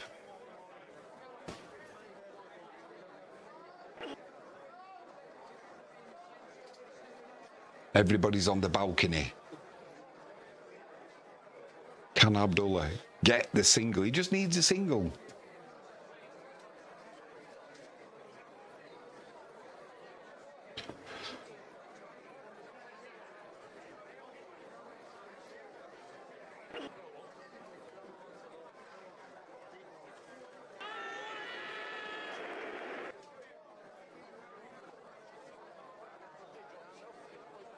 Oof, he's pushing his luck.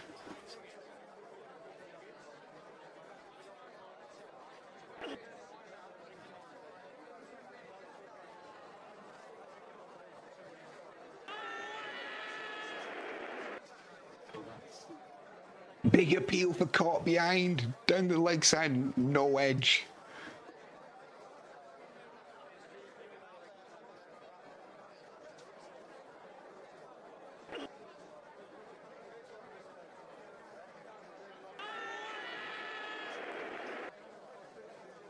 Ooh. Was there a tickle on that? Are they going to review this? He's not going to be out on 99, surely. No, the finger stays down. They're not reviewing it. Final ball of the over. Excuse me.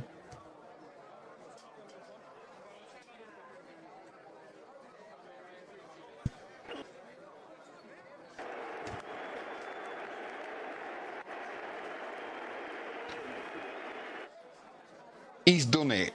I think he got fed up with the last ball of the over. I think he was scaring himself a little bit, so it was a little bit short of pitched. He just spun, clattered it through the leg side. Fielders, they were all taking cover. It raced away to the boundary, and he's done it. Abdullah Shafiq, he's on 103 from 173 deliveries. Superb effort. 259 for 2 now, Pakistan. You can relax if you're a Pakistan fan. He's done it.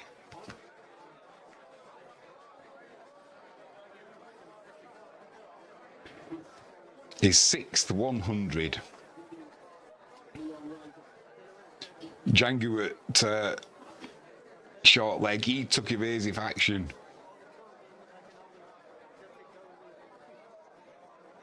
Oh, blimey. Talk about drama. Could be my blood pressure going up.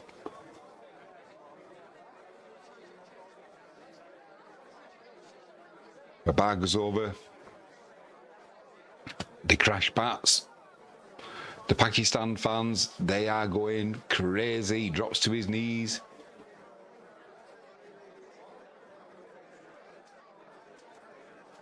He prays to his God. Thanks everybody, thanks the crowd. Abdullah, he's done it.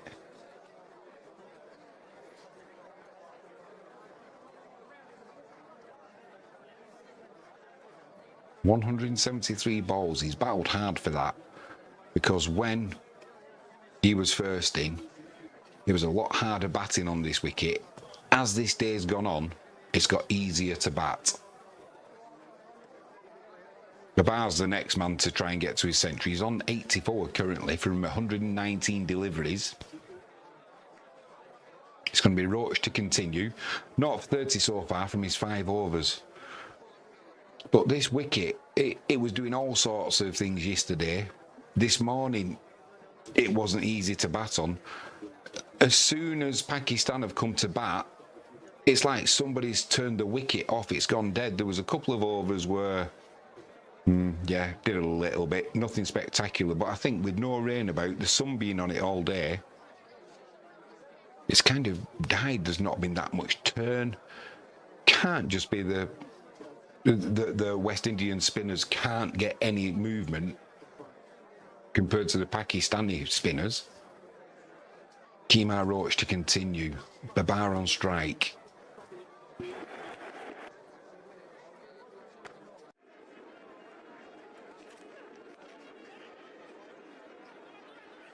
don't know what tomorrow's going to bring. Maybe some showers around tomorrow. Maybe that's what the West Indies need on this wicket. Maybe see if they can get them cracks to open up a little bit more. It just needs something. It needs freshening up. Roach into Babar.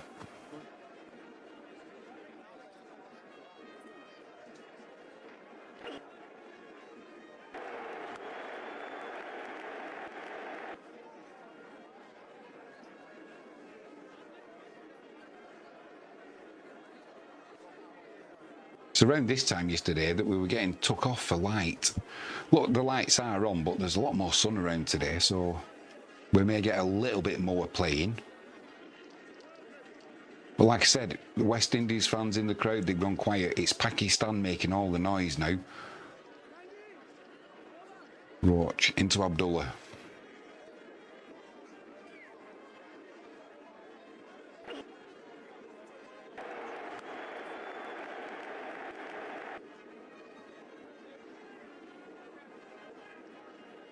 Can't find the gap as he clips it off his pad through mid-wicket. Dot ball. Much needed dot ball for the West Indies. The best thing that the West Indies can hope for is another collapse from Pakistan, but they need to break this partnership. Roach into Abdullah.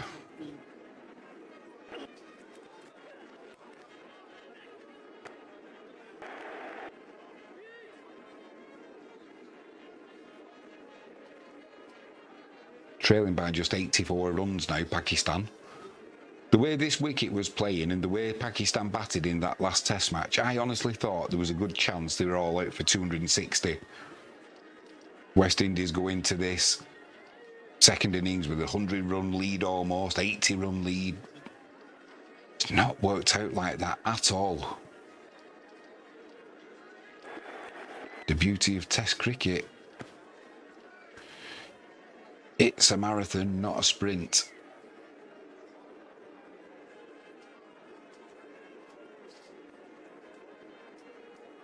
That outfield yesterday as well was sopping wet.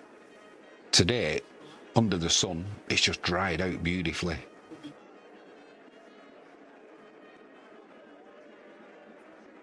But look back at the history of this ground.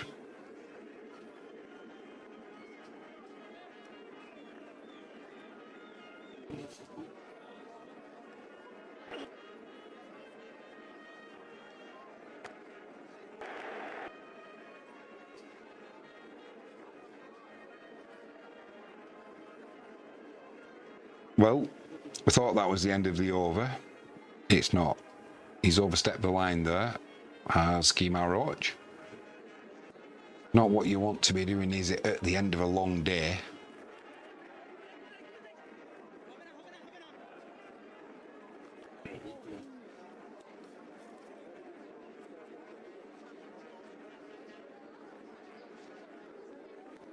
Roach into Abdullah.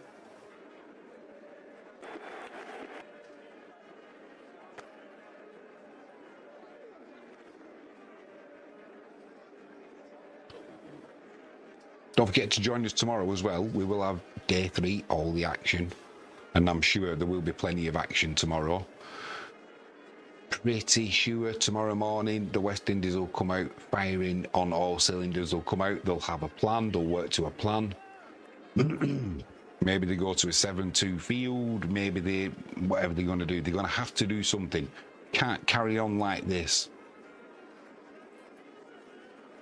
Because if they do,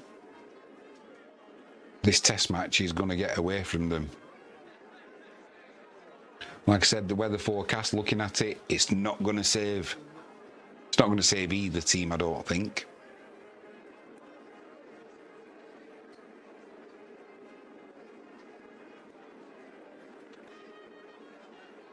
It's going to be Warwican to continue. Babar on strike.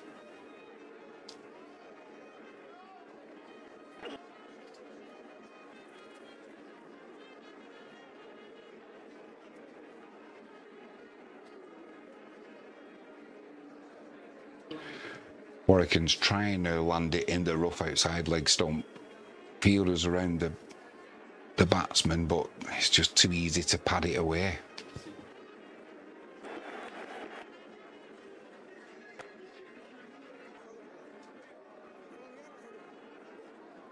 .165 this partnership from 264 deliveries. Just what the doctor ordered for Pakistan.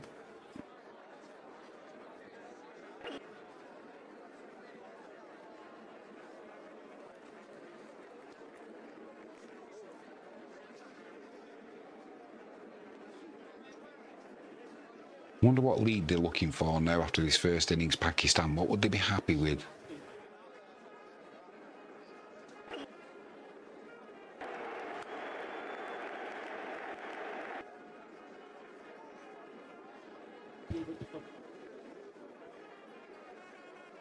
They've got to be wanting at least 200. A 200 run lead from here. Warwican into Abdullah.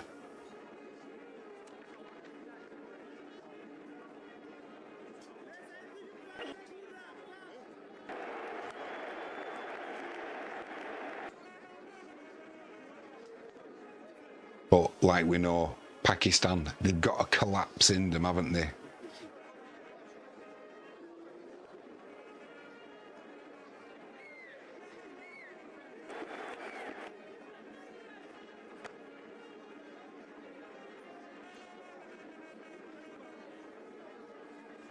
Dot ball to end the over. 265 for 2 Pakistan.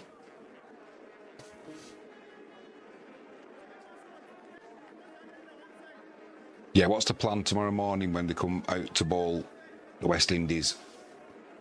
Did they go 7-2 field? Did they bowl outside the off stump? Did they tempt? Did they put 3 slips in place? Did they... I'm not convinced that waiting for the new ball is going to make much difference on this wicket. It's just gone. It's like somebody switched it off. Yesterday it was fizzing around. Today it's just... under the sun, it's just gone dead. But when is it going to start breaking up? You have a look at the last innings, 4th innings chase on this wicket. Average for victory is about 180. It's not a lot. It's Hodge.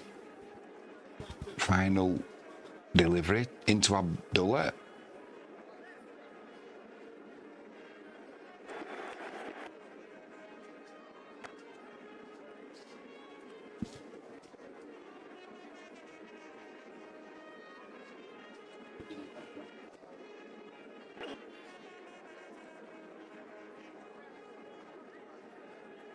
Gets through his overs at a fair rate of knots, Hodge. Not for 40 so far.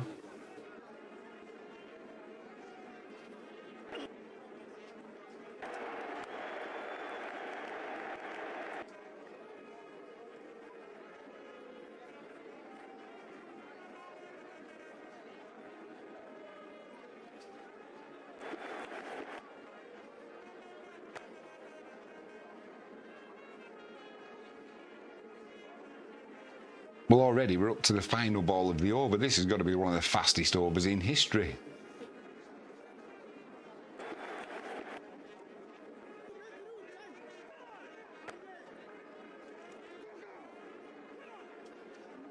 And that is it, ladies and gentlemen. The end of day 2. Pakistan finish on 266 for 2. Abdullah 107 not out. And Babar on 86 not out. I didn't expect this at all from the Pakistani batsmen.